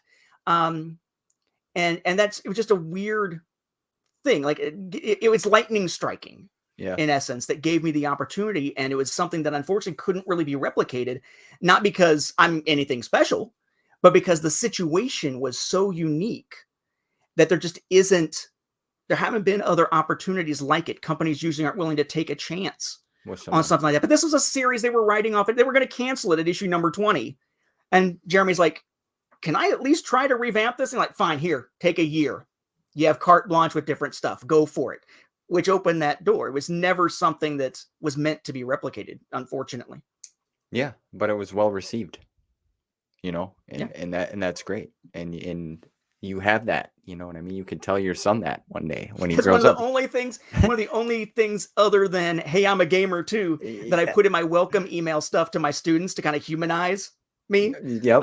And be like, I'll be like, I do writing on the side. And at one point I wrote a story that turned into action figures, that kind of thing. They're like, what? I've actually had parents who were like, if I send you something, can you sign it for me? Like, because they're like, I've got your comic from years ago. Like, sweet. That's and then I feel old because they're like, I read it as a little kid. I'm like, oh Lord. Okay. But I didn't mean it in an aspect of trying to get your foot in the door or whatever. But it's just great to, you were big on the timeline. Like, you're known for that. That's a big deal. And I had the chance to speak with Mr. Miller too. We're from the same state. Great guy. I got to meet him, and he was on the channel, and people were like, man, he's only got like 20 subscribers and he's got John Jackson Miller on there. Well, yeah, he's a nice guy, and he's down to earth, and he loves to just talk about Star Wars, Star Trek. It's what he's passionate about. He's a fan too. We're all fans. Yeah. And I think that's where you get some of the best writing. There's the that's part, to some degree, fanfic gets a bad name because it's fans sort of playing out their own fantasy of whatever. But in a lot of ways, the distinction is sometimes that, some people get the official nod and get to write something officially. But in essence, to some degree, it's fan fiction because you need the passion behind it for it to have a soul. There are plenty of times you'll read books that are adaptations or jumping off points of other franchises. They don't feel like they have a soul or capture the spirit of it because the person who wrote it for the paycheck. They didn't write it because they have the passion behind it. It's what stands out. Oh, I think is it Beth Revis who did Princess and the Scoundrel recently? Yeah. The way she captures the voice of those characters is amazing. It is some of the best written capturing, especially of Han and Leia, that I have ever seen in a Star Wars novel. Really? You can tell it's coming from a place of a deep understanding and caring about the characters and the situation, and just kind of an understanding that these are. And this is something I think that was funny that sort of Mara Jade mocked Luke for at one point, I think in the Hand of Thrawn duology, back in the Legends continuity, that these are not gods. These are not supernatural beings. They're supposed to be people. Yeah. And people are people, even in a galaxy far, far away, so to speak, right? That the humanity is there, especially in that particular that and like Claudia Gray's Lost Stars and the way it captures the star-crossed romance thing, almost like Romeo and Juliet in space, but not as much of a crappy cautionary tale. I love Shakespeare, not a fan of Romeo and Juliet as a love story. It's a cautionary tale. Wow. I'm a Hamlet guy. But stuff like stuff like that just give you a chance to see the humanity of this. But you only get that if you care about the universe and care about the characters, Saga, that it's not just, this is one of my writing assignments right now as I write a ton of other stuff. And I think that's something that John Jackson Miller in particular sort of evinces. He's writing stuff for Trek and whatnot, but these are things he loves. So it still has that soul to it when he writes the stuff, even though he's writing a bunch of stuff across different franchises, you still feel like there's that caring behind it, that it feels authentic. Yeah. Yeah. I have the book, The Princess and the Scoundrel, back there. I was trying to get my wife to read it because sometimes I'm like, well, this is new. And I think it's a love story and it's Han and Leia. I mean, she knows the characters, but so yeah, I have not read it, but I have it. I heard also Claudia Gray's Lost Stars was really well. I have that. I thought Master and Apprentice was fantastic. Very good. Very good. Yep. So let's talk. Well, let me ask you this: we were talking about books. What's your favorite Expand Legends book, and your new canon book? Ooh. I look around as if my books are still here. I would say, I mean, it's hard to beat the original Thrawn trilogy. Yeah. And the feeling of reading that for the first time. I will say that the X-Wing novels, getting away from the Jedi and getting into something a little bit more about the conflict itself, something we eventually saw with Rogue One, getting a little bit more into that, and Andor and so forth. Of the longer series, and they did quite a few of the longer series, Legacy of the Force was a favorite. Okay. The story of a particular character going to the dark side and becoming the villain of the piece after being a hero for a while, and the dynamic shifts that come out of that and what happens to the galaxy at large with that, I thought was excellent. If it comes down to the canon, to story groups canon, I would say story group canon. I don't know. It's because they used canon with the letters in front of it for so long that the word canon by itself feels like it's meaningless unless there's some kind of qualifier with it. Lost Stars is one that really stands out to me. Okay. The way stories were wrapped up in Dark Disciple for Asajj Ventress and Quinlan Voss tying into the Clone Wars stuff. Princes and the Scoundrels written very, very well.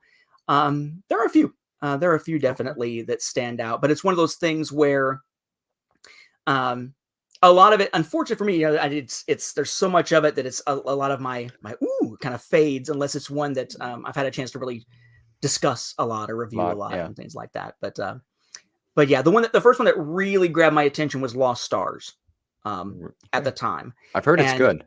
Yeah, it's nice because it interweaves with the original trilogy films. It really doesn't focus on the main characters, focusing on these two characters who are very much sort of like the Romeo and Juliet type of characters, and what happens with them and how it interweaves and how the galactic events reflect on them and so forth. And it was early enough in this continuity you didn't expect to see a whole bunch of cameos from other characters. Sorry, my throat. I'm just I'm all sinus drainage.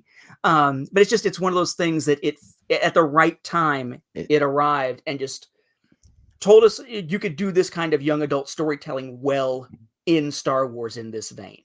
So I remain impressed by that one quite a bit. It's on the list for me to read. That's for sure. There's a manga of it too. That's pretty good. Oh, really? I think it's 3 volumes of a manga adaptation of it. The book I think still is a better read, but it's really cool to have the visuals to be able to be in your head as you're reading the novel. Yeah, I like taking a break from reading a novel and then reading a graphic novel or the comics or the epic collection. It's just something. It's nice to have. Okay, for a collector standpoint, for me trying to get some of the old material, but it's just a pain to lay in bed at night and try to read that. I mean, the other night when I was reading Revenge of the Sith, it was at that point where I was dozing off, and it's a hardcover. And my wife's sitting there, and the next thing I know, I jump up because the thing came down and smacked me in the lip. I'm like, oh, perfect. Now I'm going to have a fat lip for my interview here with Mr. Butler. But luckily it didn't happen. Yeah, I think for me, it's it's not keeping anybody else awake. So if I'm going to read something, typically it's going to be on a device now. Most of the stuff I pick up as ebooks at this point, or they're digital comics and whatnot. So when they happen to still send me review copies of stuff, I don't think I have one in here. I eventually had to buy a couple of little book lights that you clip on it and it curves over. I got one of them. So I can actually read some of these physical books. I'm like, they sent me a copy. There's no sense in getting the ebook version, but am I going to be able to even read this when it's dark? I finally just, you know what, I'm just going to get some book lights and power through the physical ones. So, you retired from podcasting, sir, and you did a great job. And from what I hear, what made you? I also heard that you used to have a big collection that you started to get rid of. Like, what made you decide that you wanted to kind of? Well, the offloading was very much the physical space needs. That's much. The main. Okay. And as I was getting more into the home video stuff, like you can see some videos early on at our old apartment where my entire collection was on. Turning the right way on, like this shelf here. The entire collection that I had fit on that. Okay. So the books, when we moved here, the books were taking up all the space back here. But now, I mean, the home video stuff has grown to the point where you got these shelves here. There's 4 of those completely full. There's 1, 2, 3, 4 of these black ones full. There's a closet full, where it was just a need for physical space. And like I said, the fun of the hunt was mostly gone because I was only replacing stuff with signed stuff, or And I it was didn't- getting new releases. And as I wasn't doing the timeline anymore, there wasn't really a need to keep like a reference library to go back and look for stuff. You know, it was like, oh, here's a reference to when this happened. Wait a second, let me go find the book and see if I can find the connection to this or whatever. It Yeah. became more of a, you know, it was collecting for the sake of collecting more so than the enjoyment of the hunt anymore. Yeah. That makes sense. And in reading almost anything else, I was leaning more towards digital anyway. And it was sort of a, well, if that's more convenient, am I just getting physical copies now because I have a collection? Wouldn't it be more convenient to read digital? So it's a confluence of things Okay. together Fair enough. that drew me out of that. So you're more of a digital reader now. These days I am. If that's your it's and with movies or anything else, if it's not Star Wars home video stuff, typically for me now it's digital, whether it's reading, whether it's what I'm watching, which has its own perils, of course. But if it's not something that I'm collecting, it's not as big of a deal to me if someday I lose access and I need to find access in some other way again, or get it on a different platform or something like that again. Right. Let's see here if I bring this back up real quick. I wanted to talk about because you also mentioned you did some audio dramas. Yeah. You were big into that. I'll go back up the list here. You got a long list. Early in the day, Yes, sir. Second Strike, Anthology, Nothing Changes. Gosh, Always in Motion. Always in Motion was fun because Always in Motion was choose your own adventure. Yep.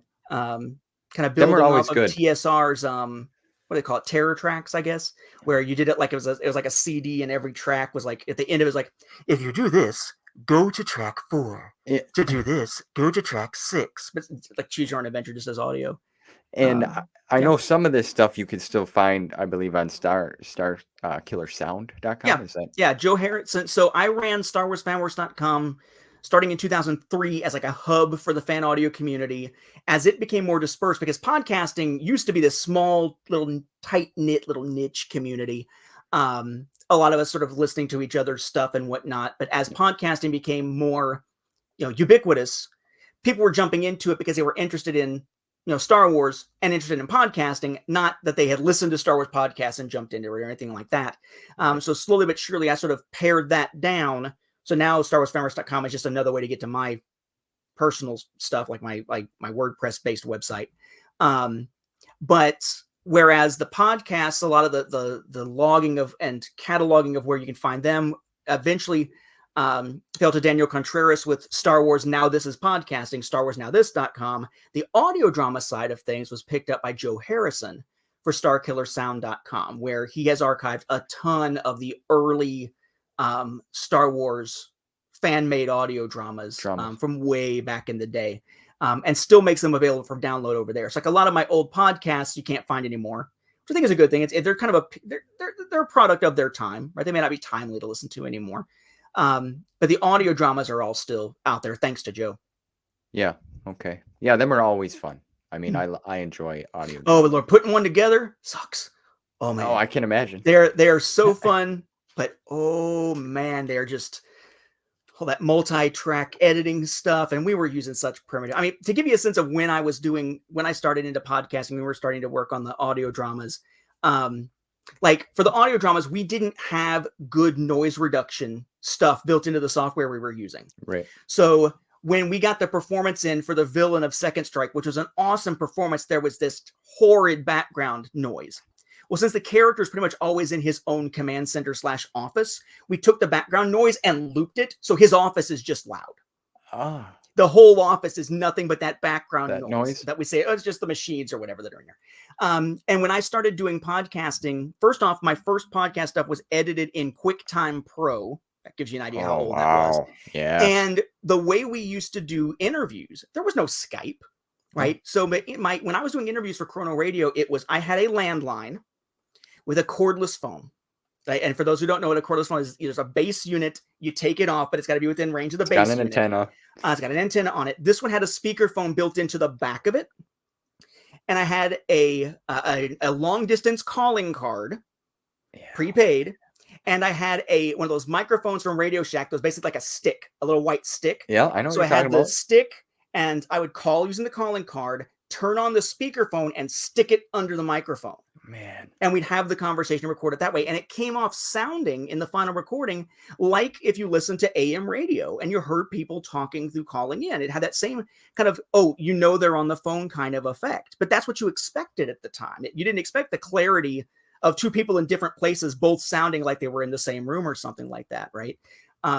Yeah, it was primitive. It was super primitive, but that's some work there. Boy. With Chris Hannell, though, Chris Hannell really kind of took the lead on the first act of Second Strike and really kind of showed me the ropes of how to do multi-track stuff, how to make sure, and it wasn't like 5.1 or anything. It was stereo, you know, things would move from left to right in your hearing and stuff like that. Or you'd have people having conversation where one's on the left, one's on the right, and stuff like that.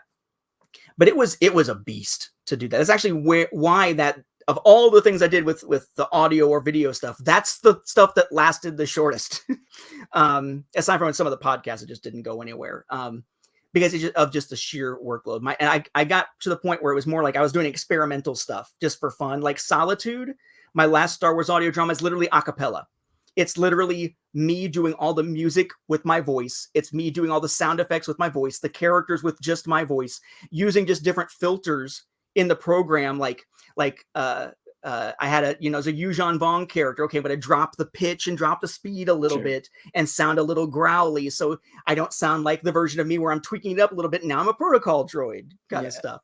It was great fun and just an enjoyable genre. I don't know that anything I did back then could hold up quality wise today. I think the stories could, but man, the audio quality, well, nothing. That they've taken it up to such a level. People like Joe Harrison, Andrew Gilbertson, really, even back then, just took it up massively. Andrew Gilbertson was doing, Joe Harrison doing stuff like Conquest of the Empire, High Stakes. Andrew Gilbertson was doing adaptations of the early Marvel stuff as a series called Marvels that I did some voices for.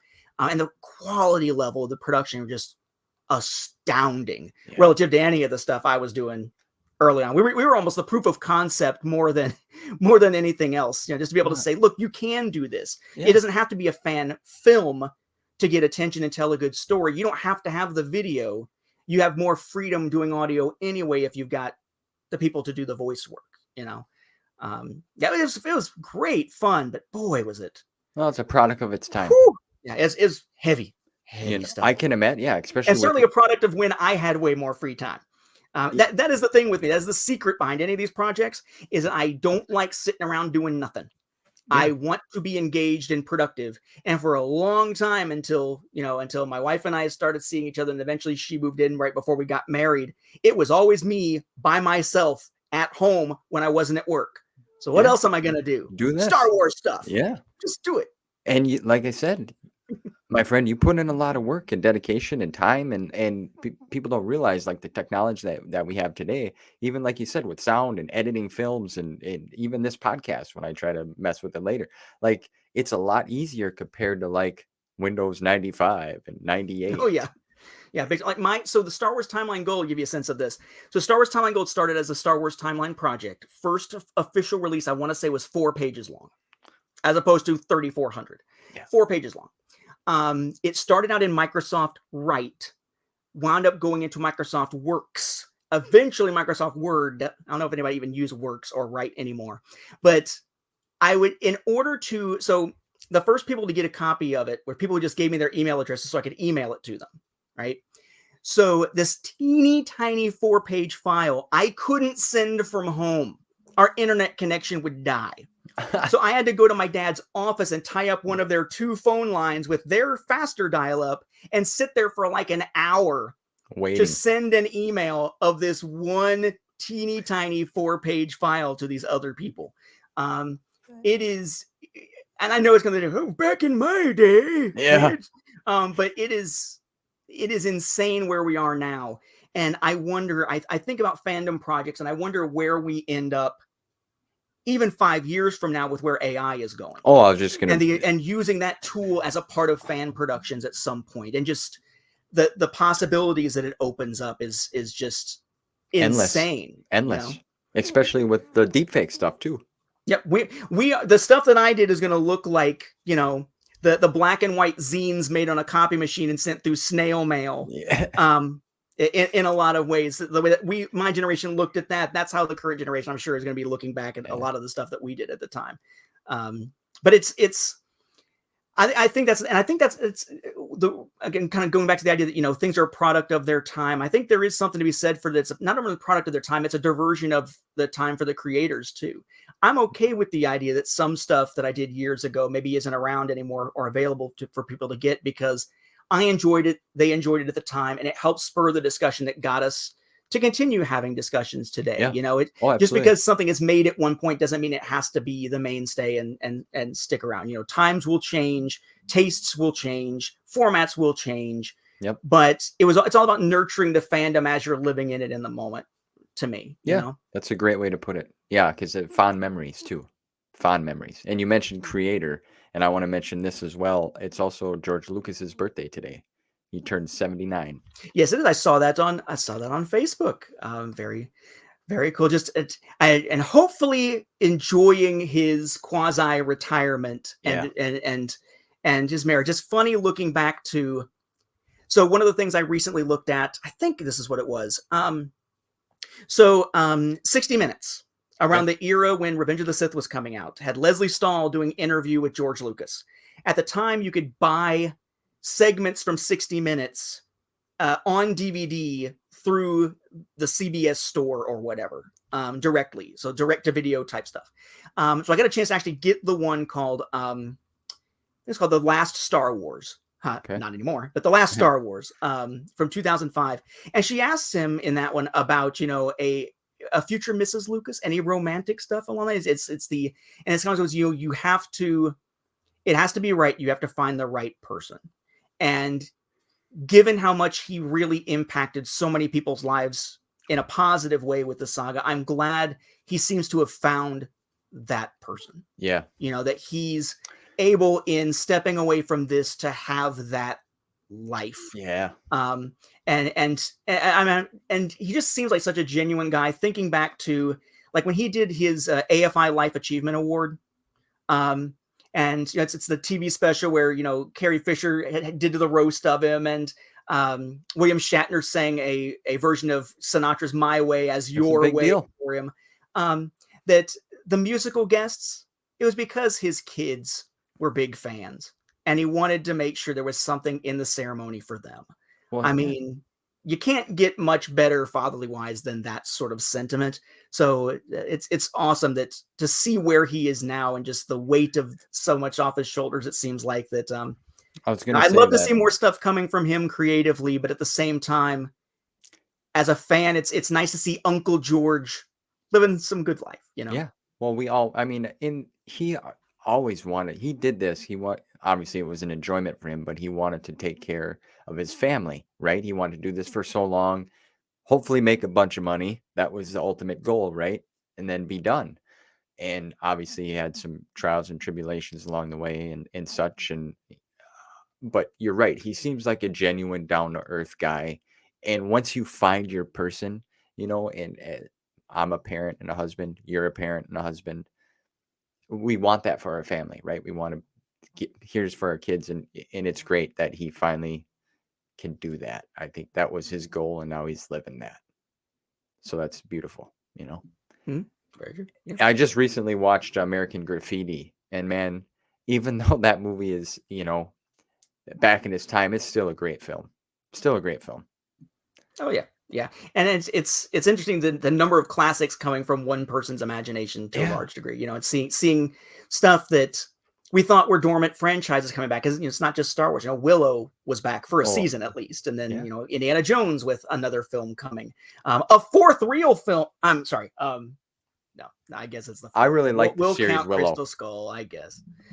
John Kasdan did a great job with that. Yeah, I didn't mean to interrupt you there, but for Willow, the series. Oh yeah, I loved Willow. Yeah, I kind of wish we're seeing more, but I'm hoping that Disney Plus's loss is the home video collector's gain, maybe, as Bob Iger seems to be leaning more towards cutting back on some of the streaming content and throwing money at different things, and seems to be suggesting more physical releases of stuff that does get released streaming. Because so far, anything aside from the Disney Plus cuts of, the original 6 films, Yeah. the remastered cuts for 4K in 2019.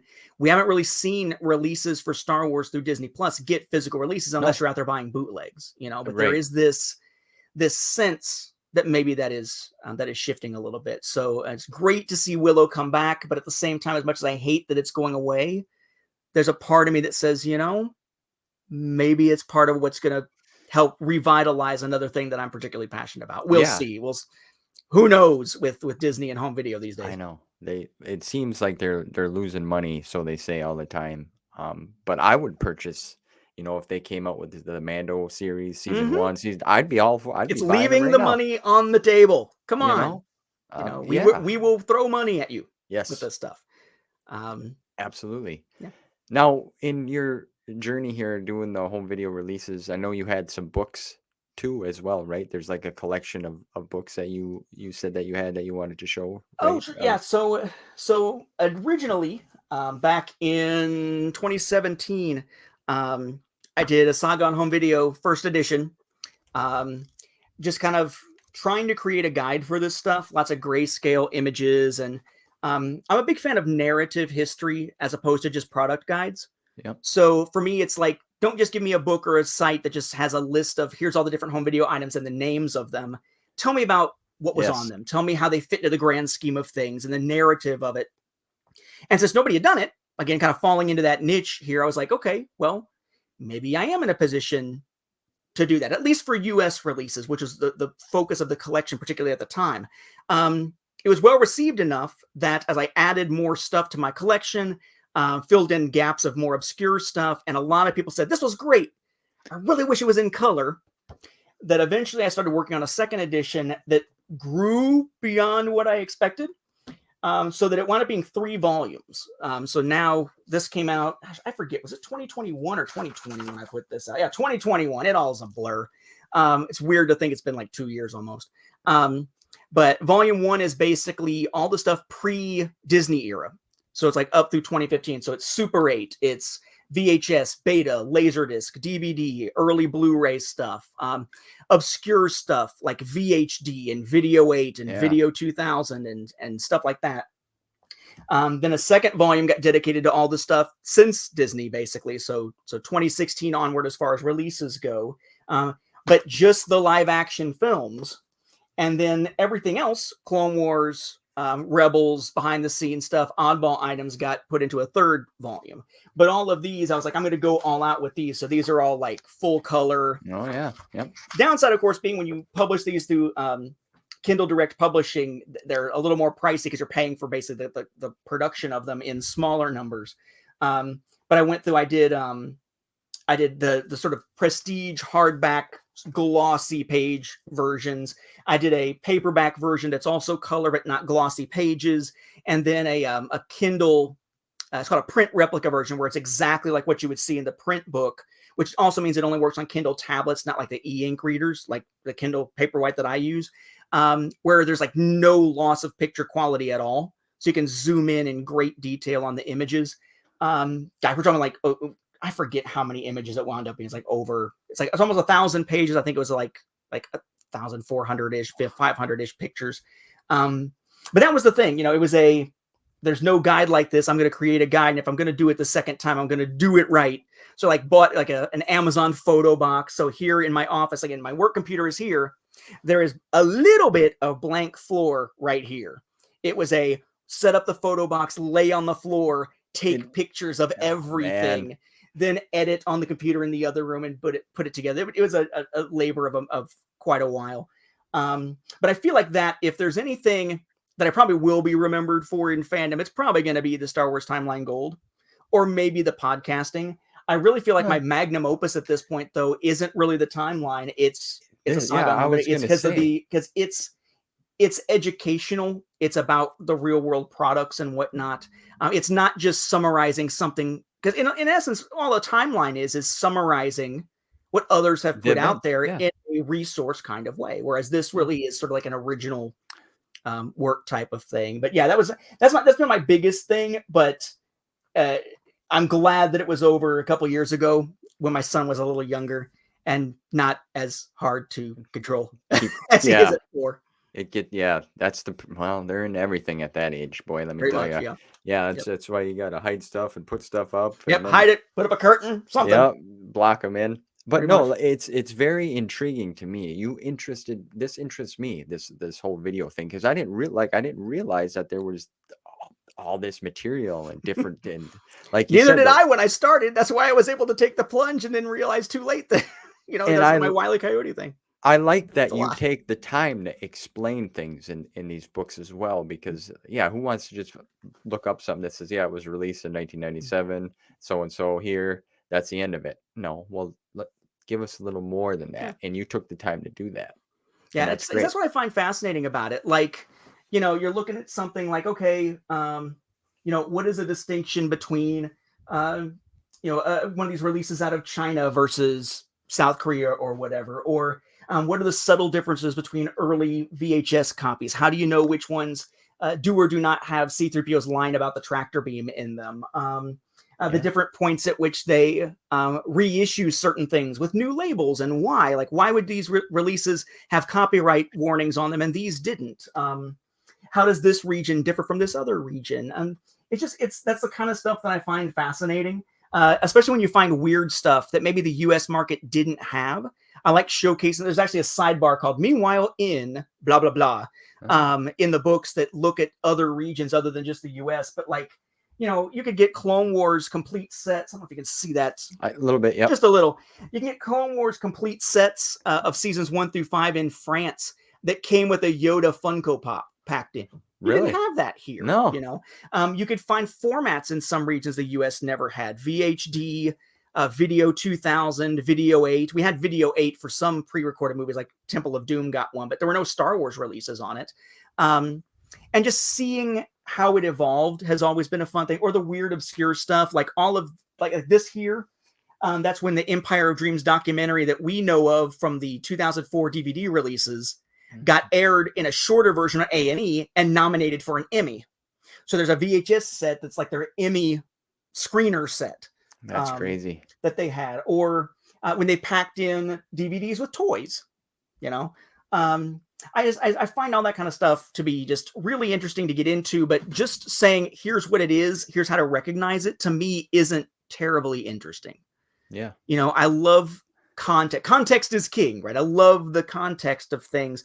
And maybe it's the history teacher in me to be able to say, I like how this evolves into this and the impacts that it has. And what does it bode for the future of this? Like, why is it that that Phantom Menace never got a Laserdisc in the United States, but did in Japan? Yeah. What does it tell us about the marketing strategy and how Walt Disney Studios Home Entertainment views the marketplace, that 3D died here before it died in the UK, but then it died in the UK, but is still available in Japan?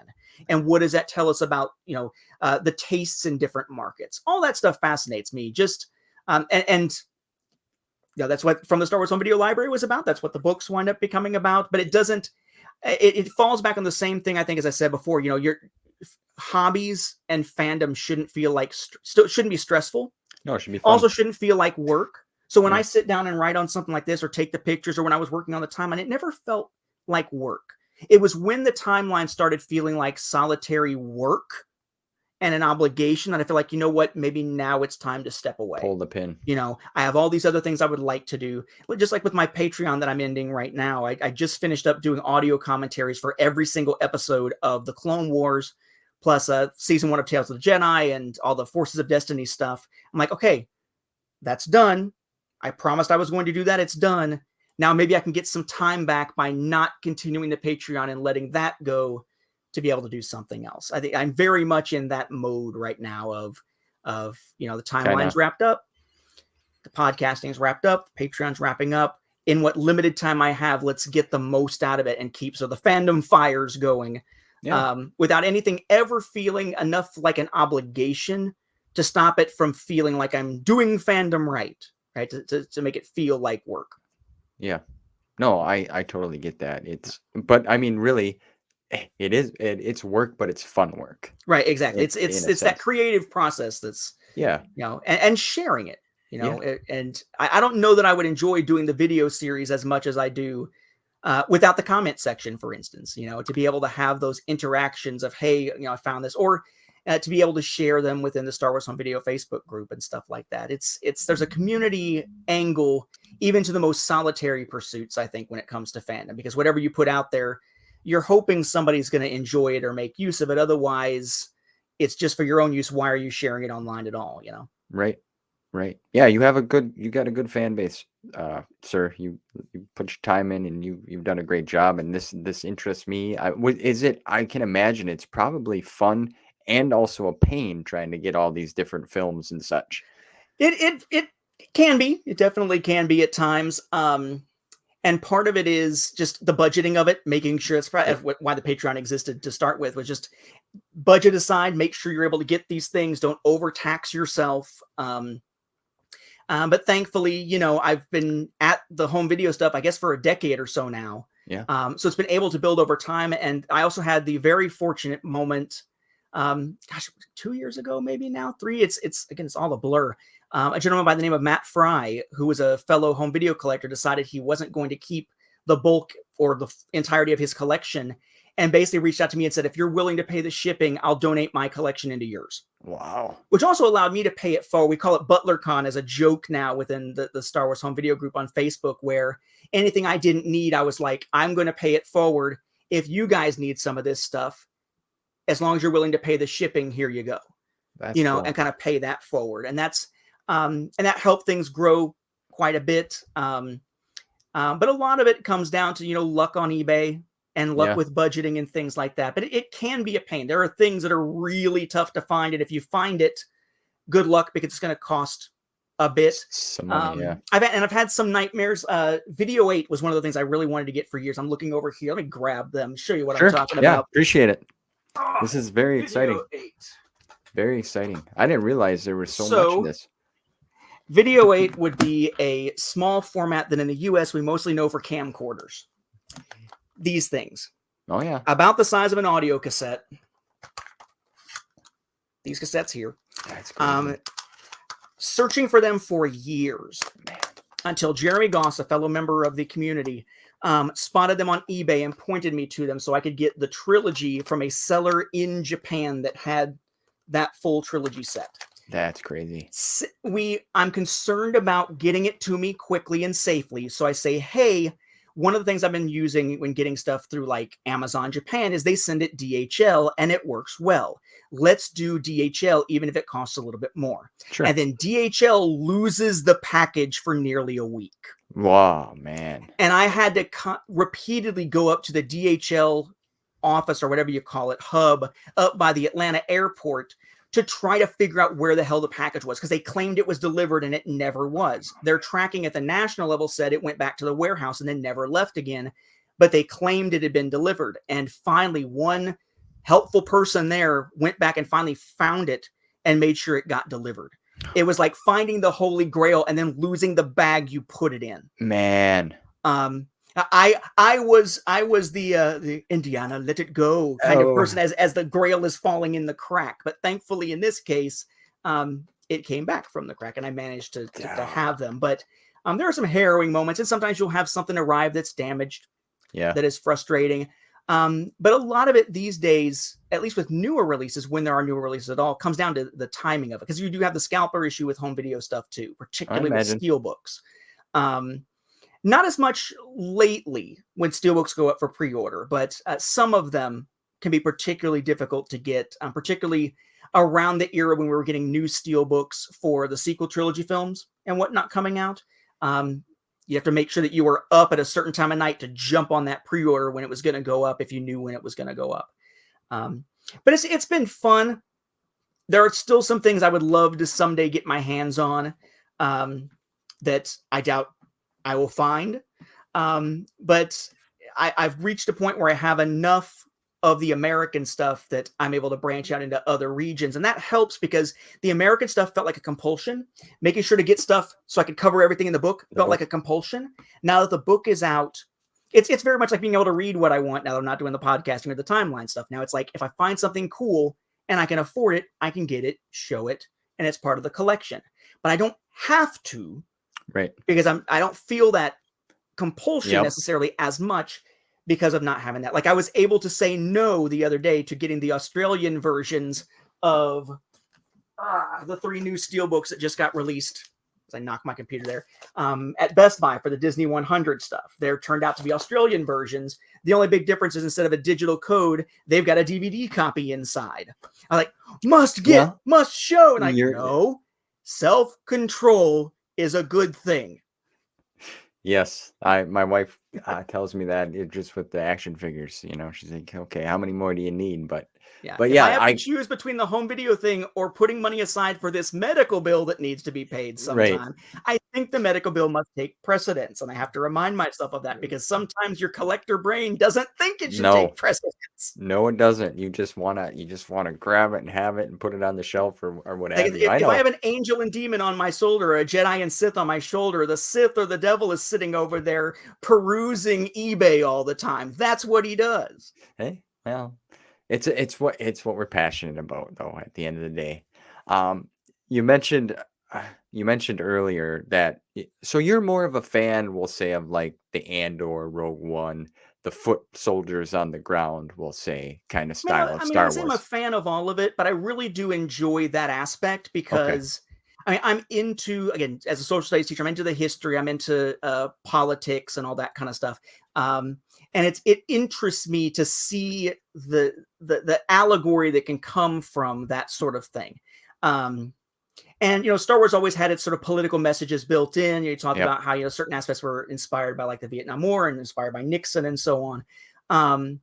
But like Andor in particular, and Andor is one of the, like, you can look at Mandalorian and say, Mandalorian, that is a really good Star Wars show, right? But you can look at Andor and say, that's a really good show, Yeah. Okay. right? You don't need the Star Wars clarifier. It is going to be remembered. It won a freaking Peabody, Yeah. Yeah, so I'm really interested in that sort of thing and telling those types of stories where it's about, to some degree, heroic sacrifice and the everyday struggles, not necessarily always, the Jedi side. Like the Force and the clash and this epic clash of good versus evil and the spiritual overtones to it is fantastic as well. But we don't get as much of the ground game a lot of times, and seeing sort of the everyday heroes in the stories. Yeah. I'll be honest with you. I wasn't a fan. Okay. But I only watched it once. I watched it all the way through.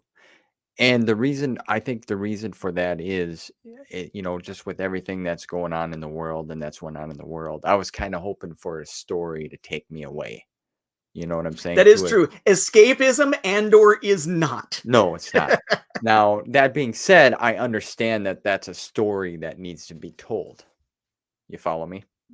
Yes, very, very true. Very true. And a very human, I think part of it is it goes back to that whole humanity thing again. It really felt like you could feel for the characters and what they're going through, and it was analogous enough to make you think about the real world without hitting you over the head with it, so to speak. Yeah. At least to my perspective. So of course, it doesn't help that I think Diego Luna is probably the best individual on-camera performer that we have for Star Wars at this point. It'd be hard pressed to say him or Sam Witwer when we're talking voice work, whether it's Starkiller, Maul, etc. Yeah, he's great. But those two to me are the standouts of modern Star Wars performance. Well, no. I would have to put Luna up against Skarsgård now, Lucian. Ooh, yes. Because now, what have I sacrificed? Everything. I will say that character interested me a lot through the series. Yeah, he really did. He did a fantastic job. Now, Diego Luna, yes, he's a brilliant actor. Brilliant. But yeah, I just wanted to put that in there. I just wanted something to take me away because we didn't have Mando, we didn't have nothing that was kind of fun, exciting. Mandalorian is it's a Star Wars. It's hands down to me. That's what it is. And I feel like that is the Star Wars. Sometimes the first time that Star Wars went particularly gritty, I wouldn't say that was the X-Wing stuff. The X-Wing stuff was sort of the ground game, the everyday soldiers, as opposed to Jedi.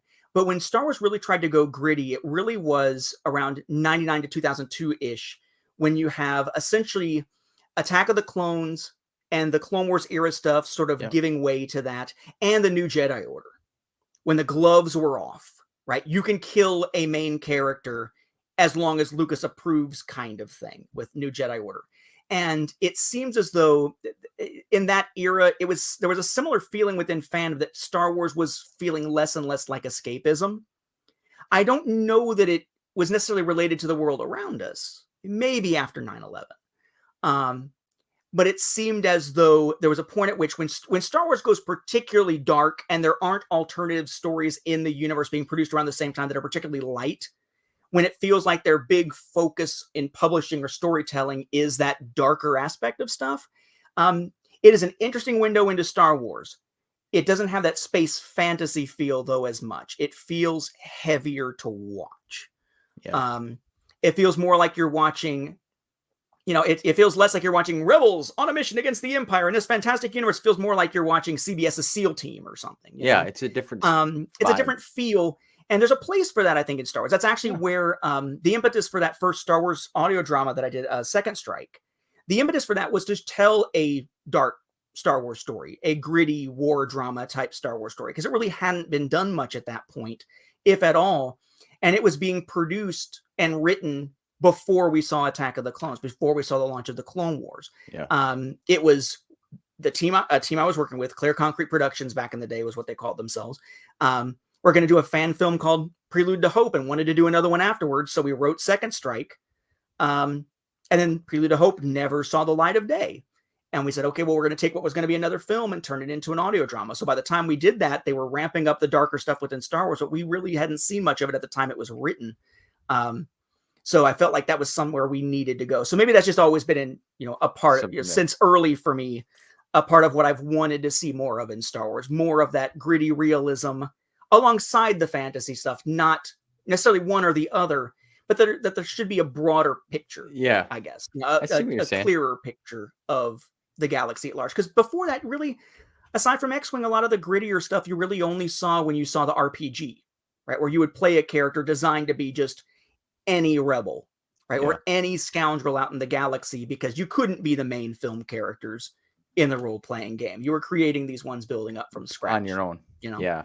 I wish I had more time, because I'd really like to get involved and play, Knights of the Old Republic and such. But it's hard. Well, you have one child, and then I have 4, and this one's in that sport, and this one's over here, and it's a lot, and it's hard to find time, But you're like being pulled in every direction at once, right? What was the line from the early Doctor Who right before his first regeneration? I feel like I'm a bit thin, getting a bit thin. He's stretched in all these directions. And more gray too. I'm getting more gray. Oh, yeah, I know that. I'm 39, so it's there's a few things here. I have a couple questions. I know you do a great job interacting with your fans. You got the question videos that you do, and it's great. But Scott Johnson, I reach out to people that kind of, hey, you should look at this guy, or maybe see if you can get him on, which he did with you and I. And I had asked him, I said, well, is there anything particular you'd like me to ask Mr. Butler, since, you turned me on to him? And I have a few here, if you don't mind. Sure. I feel like I'm a news anchor here. Yeah, I got Nathan Butler here with me today, and we're going to talk about, everything's on fire. It's a dumpster on fire. Don't worry. Related to the fan project works on Star Wars Timeline Gold, what other areas are left unexplored? Like, you got Christopher Nelson. He does a lot of the promos, posters, a lot of obscure stuff. Then there's a group that does the gaming and RPGs. Is there other areas that you'd like to see talked about that maybe haven't been touched? Like within fandom and I feel like a lot of areas are touched on, but they're touched on in small respects. I'm sure that there are communities out there built around like the music, but I don't know that there are a lot of guides to the different versions of music that can be found, the different quality levels, the different masterings and stuff like that. What orchestra was recording what. I feel like there's like a parallel of the home video stuff that could exist for things like the music. And I think that there is more of a space. I had a chance, and I think Mike did as well. Mike Beidler did as well, to contribute to some of those C-Quart anthologies like a long time ago and stuff like that. I think there's more room for scholarly discussions about Star Wars. And and where it is, especially in this era. Star Wars, as much as people complain about it, or not people, some people leaning towards adult legends, this kind of mindset, tend to complain about Star Wars is so diverse now. It's diversity for the sake of diversity. All these new Star Wars stories, there's almost always in most of the Star Wars novels now, there's somebody who has a non-heterosexual relationship. Yeah. Kind of, and all these leads, there's so many female characters of color now, and so on. Representation has always been something in sci-fi. And we saw that like for years, like in the original trilogy era, a lot of the representation was looking for someone with a personality like yours, or with a mindset like yours. But these days, where identity politics has kind of driven us as a society, perhaps people tend to identify themselves by demographics, gender identity, sexual orientation, or skin color, or cultural background and stuff like that, where to see yourself in a story a lot of times does mean seeing characters who share those traits now, not just personality traits. I would love to see scholarly work done on things like representation in Star Wars now versus the past. Representations of religious beliefs within Star Wars now versus the past, because there's been all kinds of scholarly works on representations of religion within Star Wars, but it's almost always leaning towards Christianity or Buddhism and things like that, Taoism. Yeah. But now you have all these different Force traditions introduced in like the Convocation of Jeddah that we see in the Old Republic stuff, all these different Force traditions with different perspectives. Heck, the enemy, so to speak, in the second phase of High Republic is specifically a different Force using group who believes that by using the Force and bending it to your will at all, it's going to cause repercussions somewhere else because the Force will seek balance. Very different Force tradition. I'd love to see more of that sort of thing, that we can take it to explore other areas of cultural relevance within Star Wars, but now a lot of those, like the representation stuff, it is so much of a lightning rod in modern society. I don't know that we're going to see that type of study for a while yet. I've enjoyed seeing people do studies on Star Wars as a body of work, a body of literature in the past. It'd be really interesting to see more of that. So those are the things that stand out to me. I'm sure there are other niches within fandom that I'm just completely oblivious to. Wow. That wouldn't be like, I mean, maybe something with video games, maybe some type of video game based discussion of how Star Wars games have pushed the needle in terms of different technologies, but I'm not conversant enough in the technologies to even know where to start with something like that. No, that's some great points. And yeah, some of them topics are they're very touchy, like in modern society today. And it's kind of a shame. I don't care if the what color you are or what, you know what I'm saying? Like that. It's like, I just enjoy the discussion, but it's hard to find others who want to enjoy a discussion, intellectually honest discussion, without having a dog in the fight that they're rooting for, where they have a view to push. Like, oh, let's just talk about it. This is a fun thing to discuss. Let's talk about it, as opposed to it having to be, let's debate it. Right. There's a difference between discussion and debate, depending on the purpose of the person walking in, Night and day. You're right. Yeah, I had a little conversation with Ben over at Star Wars Timeline. We kind of had he had some good questions, and he gets deeper in thought than I am, and he's very, very good and fluent with his words and his thoughts. But like the religion with Star Wars has always been an interest to me, especially with the Force. It's huge. To me, it's huge. It's like I don't know. I'm not the guy to kind of put it out there. You know what I'm saying? Like I don't have that specific niche to it, but it's very intriguing to me, and I'd love to see people dive deeper with that. Absolutely. I think that would be a great one. And the music as well. I know there's a lot of fans of the music. The music is great, brilliant. I think that'd be fun to listen to as well. So that was one of the questions he had. Another one here is, when the EU ended, there were some narrative gaps in the storyline. How did you think that the gap between Crucible and Legacy could have been told?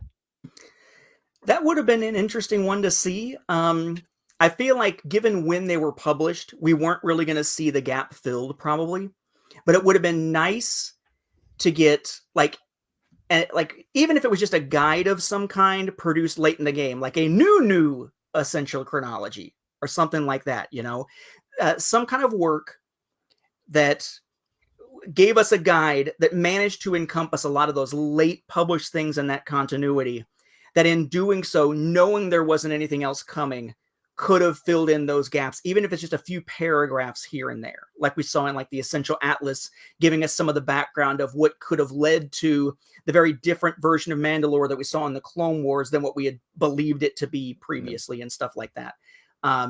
But anything, give me novels, give me comics, give me a video game in that time or something. Just, it would have been nice to see that bridge get formed. But I feel like when it was being made, the most likely thing would have been some type of guide. And unfortunately, we didn't get anything like that either. But I like to think that someone had at least an outline, maybe not a full plan, but an outline. I mean, there were still questions lingering of, is Cole Skywalker Ben Skywalker's son or grandson? That lingered out there for a while.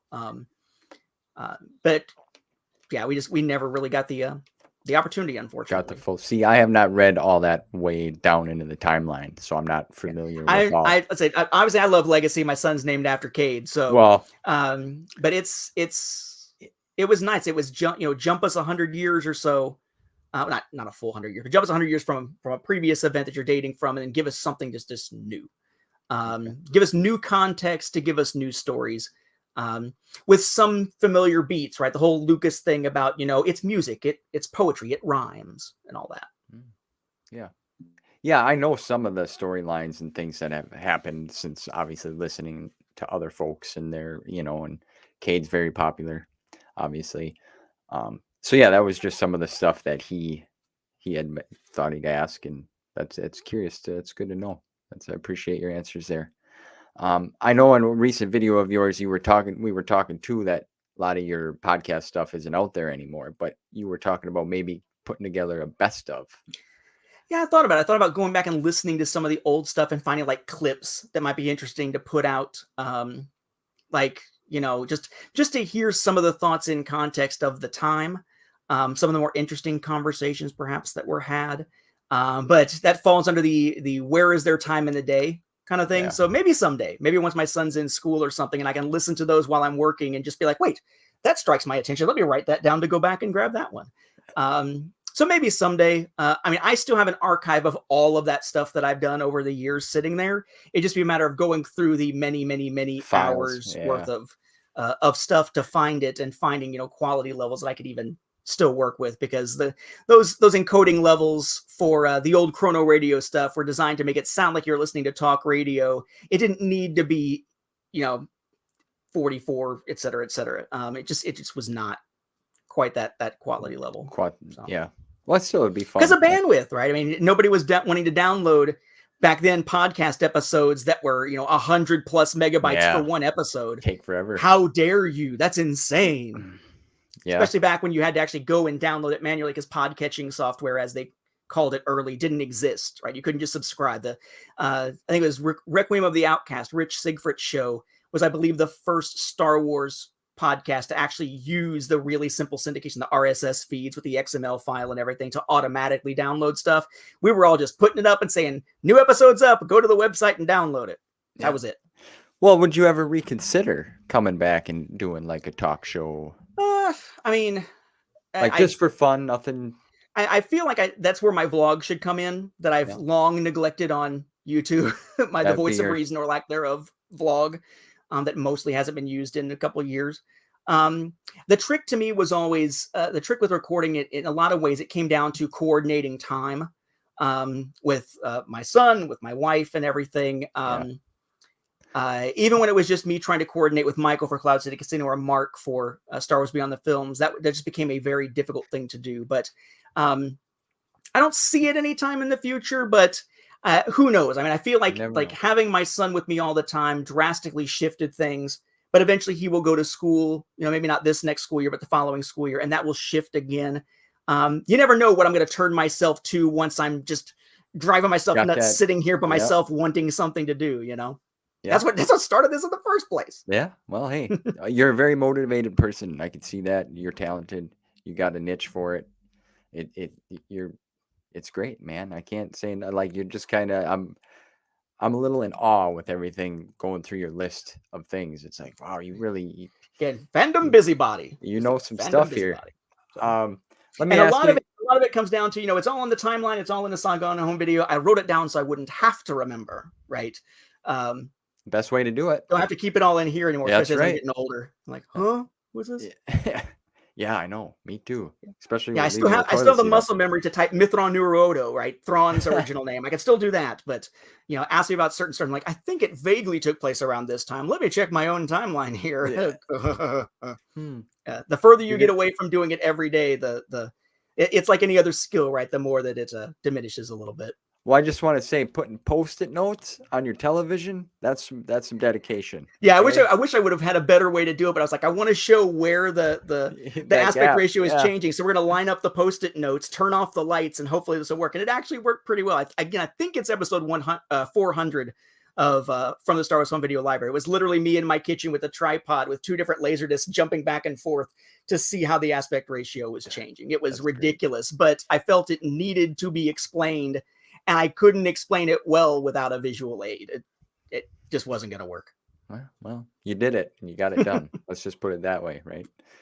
Let me ask you a couple fun things here now. Now, if you could be any character in the galaxy, far, far away, what type of character would you be? Ooh, I mean, part of me would say it's some type of some type of maybe Jedi type figure in a very peaceful era. Oh, sure. You're not being drawn into a war or something. Sure. I kind of feel like I would almost probably be the same type of person, just in a different galaxy. So teaching, historical archivist kind of thing. Yeah. Maybe teaching the history, maybe sitting somewhere in a Jedi temple teaching students about the history of the High Republic and how it relates to there today. I feel like there's something inescapable. If all of the fandom projects I keep drawing myself into are always about discussion or enlightening or sharing knowledge, I don't know if I could get away with that anywhere. I think it would be with me all the time. Yeah. Well, you got a passion for it. I can see that for sure. Well, what would your character's name be? Oh, I would probably fall back on something that I've used before, like Jaren from Second Strike. Jaren Valken was the name of a character. I'm horrible at creating character names. Like Tarneal, the Peace Brigade leader guy in my Star Wars Tales story, was because I was watching TV and they were talking about the Tar Heels sports team, and I just played with the letters and it came up as Tarneal. After all this time, I find Star Wars names are tough to come up with unless it's an alien name, and then you just start throwing random consonants and apostrophes wherever you like, and then it's fine. It's always interesting hearing how people come up with names of characters or planets or ships. Like there's a character in Jeremy Barlow's very first Star Wars comic for Dark Horse. It's an issue of Empire called What Sin Loyalty. There's a rebel traitor aboard the Death Star that clashes with a stormtrooper.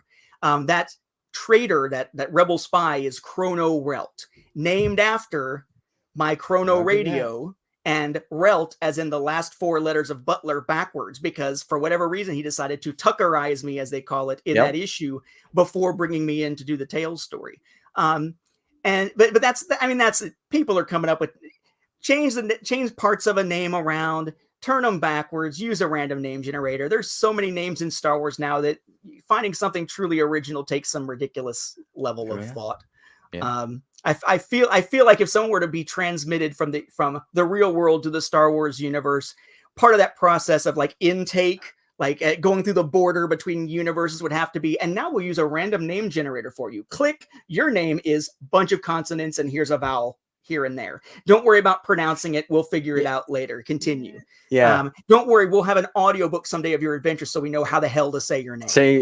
We gotta email the author or Twitter him or something to try to. How do you pronounce that again? Exactly. I just now figured out how to pronounce the names of a couple of planets in the High Republic because I'm listening to the Battle of Jeddah audio drama. And I'm like, oh, I was hearing that in my head completely wrong when I read that preceding book. Oops. Do you read multiple books at a time?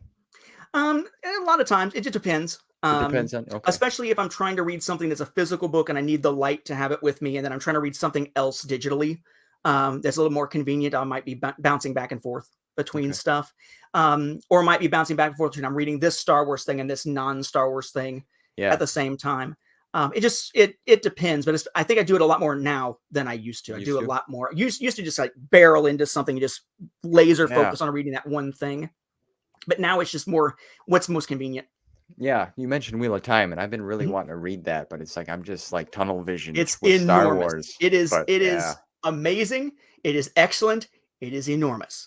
Yeah. And the show did not do it even remote justice with season 1. Though I still enjoyed season 1, but it did not do the books justice at all. I really enjoyed the show. I watched the show, if the show is like it's a good I'm trying to think of a good the show, it's not this bad, but just to give you an idea that the show is to the books of Wheel of Time as it would be watching the Droids or Ewoks cartoon and then trying to watch the live action films, right?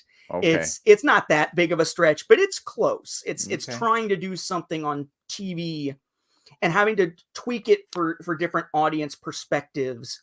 Because a lot of Wheel of Time is the lore and the magic system and how it all works and all this background that you really, in a novel, you can do in the prose text from the narrator, which you really can't do as well on the show, where a lot of it has to come off as clunky dialogue or not get an explanation yet. Okay. But yeah, those were fantastic. I kept having it recommended to me, especially since I was reading some other stuff by Brandon Sanderson, who finished that series after the original author passed, after Robert Jordan passed, and it just it was enthralling. It's the only time other than Dresden Files and Jonathan Mayberry's Joe Ledger books that I have felt the urge, if I ever get time, to read the entire thing again. Oh, okay. Which very rarely happens for me, especially given the time constraints. Dresden Files is the only thing I can think of in years. Actually, Dresden Files and Joe Ledger that I've read the entirety of. Like a new book came out, and I read everything before reading the new book. But even then, Wheel of Time is much larger page count wise. Oh, yeah. But I still feel that compulsion because it was such a good read. And I feel like going back and reading it, knowing stuff. It's like watching Fight Club the first time, where you find out what the twist is, and then you go back and watch it later and you get more out of it the second time because you know what's coming. Kind of feel like that with Wheel of Time would be a really fun experience. Yeah, so that was my thing. I was doing that, but that's why I'm so behind on most of my Star Wars reading, is I spent so much time just voraciously digging through Wheel of Time that now I'm like, oh, here's this Star Wars book from 2 years ago. I guess I should probably read that finally. Yeah, well, that's, I was gonna start doing it. I was like, I'm gonna read the Wheel of Time at night before I go to bed, and then I'll read my Star Wars material in the morning, or at break at work or what have you. But it's like some people are like, you probably should do that, and it's like, well, how the heck am I gonna find time to read this 900-page book that I've been wanting to read? Yeah, So I was just curious. Yeah. I just grab the time when you can. Like right now, and right now I got to focus on finding time to read, because when I'm going to sleep now, instead of reading, I'm like, I'm going to watch another episode of Critical Role. I've now been drawn into the rabbit hole of Critical Role, having now watched the entire first series and about a third of the second now of the actual live play Dungeons and Dragons stuff, not the animated series based on it, but the actual. It's good, eh? Yeah, but every episode's like 3 or 4 hours long. I watch it on 1.5 time, and it still takes forever to get through. Wow. Man, yeah. You can watch a little bit here and there. Put it on the background or something. Well, is there anything else, sir, before we wrap things up here that you want to, your chance to plug? Is there any plans coming down the pipe here besides? Well, I mean, my sites, nathanpbutler.com or asagaonhomevideo.com or starwarsfanworks.com. They all go to the same place. Don't do a whole lot there, but anytime there's news of like a new publication, I'll make a note there. My primary thing right now is putting out the stuff through YouTube, youtube.com/Chrono Radio, like the old podcast name, Chrono, like chronology, radio, all is one word. I do not expect more of a Saga on Home Video, unless I do like a supplemental thing later as like a supplemental edition to add to the second edition in years to come. So for right now, no work on that. The big project I'm working on right now off to the side is, so in the first edition of a Saga on Home Video, there was a checklist in the back of the stuff that was mentioned. There's no way to do that in any feasible form, given the amount of page count it would take to do it for the second edition. So I'm actually working on an Excel file that tracks my entire collection, that I will then strip a couple columns that are personal to me out of and share with others in case they want to track their collection the same way. But I'm nowhere near done with it. So that's the one sort of side project I've got going right now. It's just putting out more YouTube content as I get new stuff that I can feature, like new home video releases or new Q&A episodes and things like that. And then when I get a chance to sit down, just plugging away at that spreadsheet until eventually I have a nice guide, or not a guide, but a nice a checklist type thing that people can use for that. So YouTube's the main place at this point, but my website is a place to find stuff. I just finally cut off Twitter. Yes, got out of the cesspool. Finally got done with that. And of course, I have my my Facebook author page. It's facebook.com/Nathan P. Butler author, all is one word. And then if anybody's interested in the home video stuff, the Star Wars Home Video Facebook group, just search Star Wars Home Video as the name of the group. Justin Berger runs the group. I am a moderator over there. It's a fantastic group of people who are just all into collecting this stuff. And it's a very positive community. Especially if you're out there in some toxic ones and you're looking for a breath of fresh air, it's a great group of folks over there. Yeah, I knew about all your sites. I did not know you had a Facebook group, so that's great. I'll have to jump on board with that as well. That's good to know that always looking for good positivity. Yeah, especially in the world that we live in. The little rebel cells, man. Get that the little rebel cells of positivity out there. This was great. This was such a pleasure. I was honored to have you on, sir. You're very knowledgeable. You do such great work. I'm very intrigued with this, and I want to dig into this a little bit more. And I know you got a playlist of videos to go through. Like I said, you've been doing this for a long time, and you're very, you're respected, sir, for what you do. Thank you. Thank you very much. And this was, like I said, this was a pleasure. And I thank everyone for watching. Like, subscribe. I appreciate everyone's support. There's a lot of great people that follow, listen, and watch me. So I appreciate that. This has just been a joy of mine, just to talk with people. And create friendships and learn, because there's so much to learn in Star Wars. From the timeline that you created and worked on. So there you have it, everyone. Mr. Nathan P. Butler. I'll put all of his handles in the description.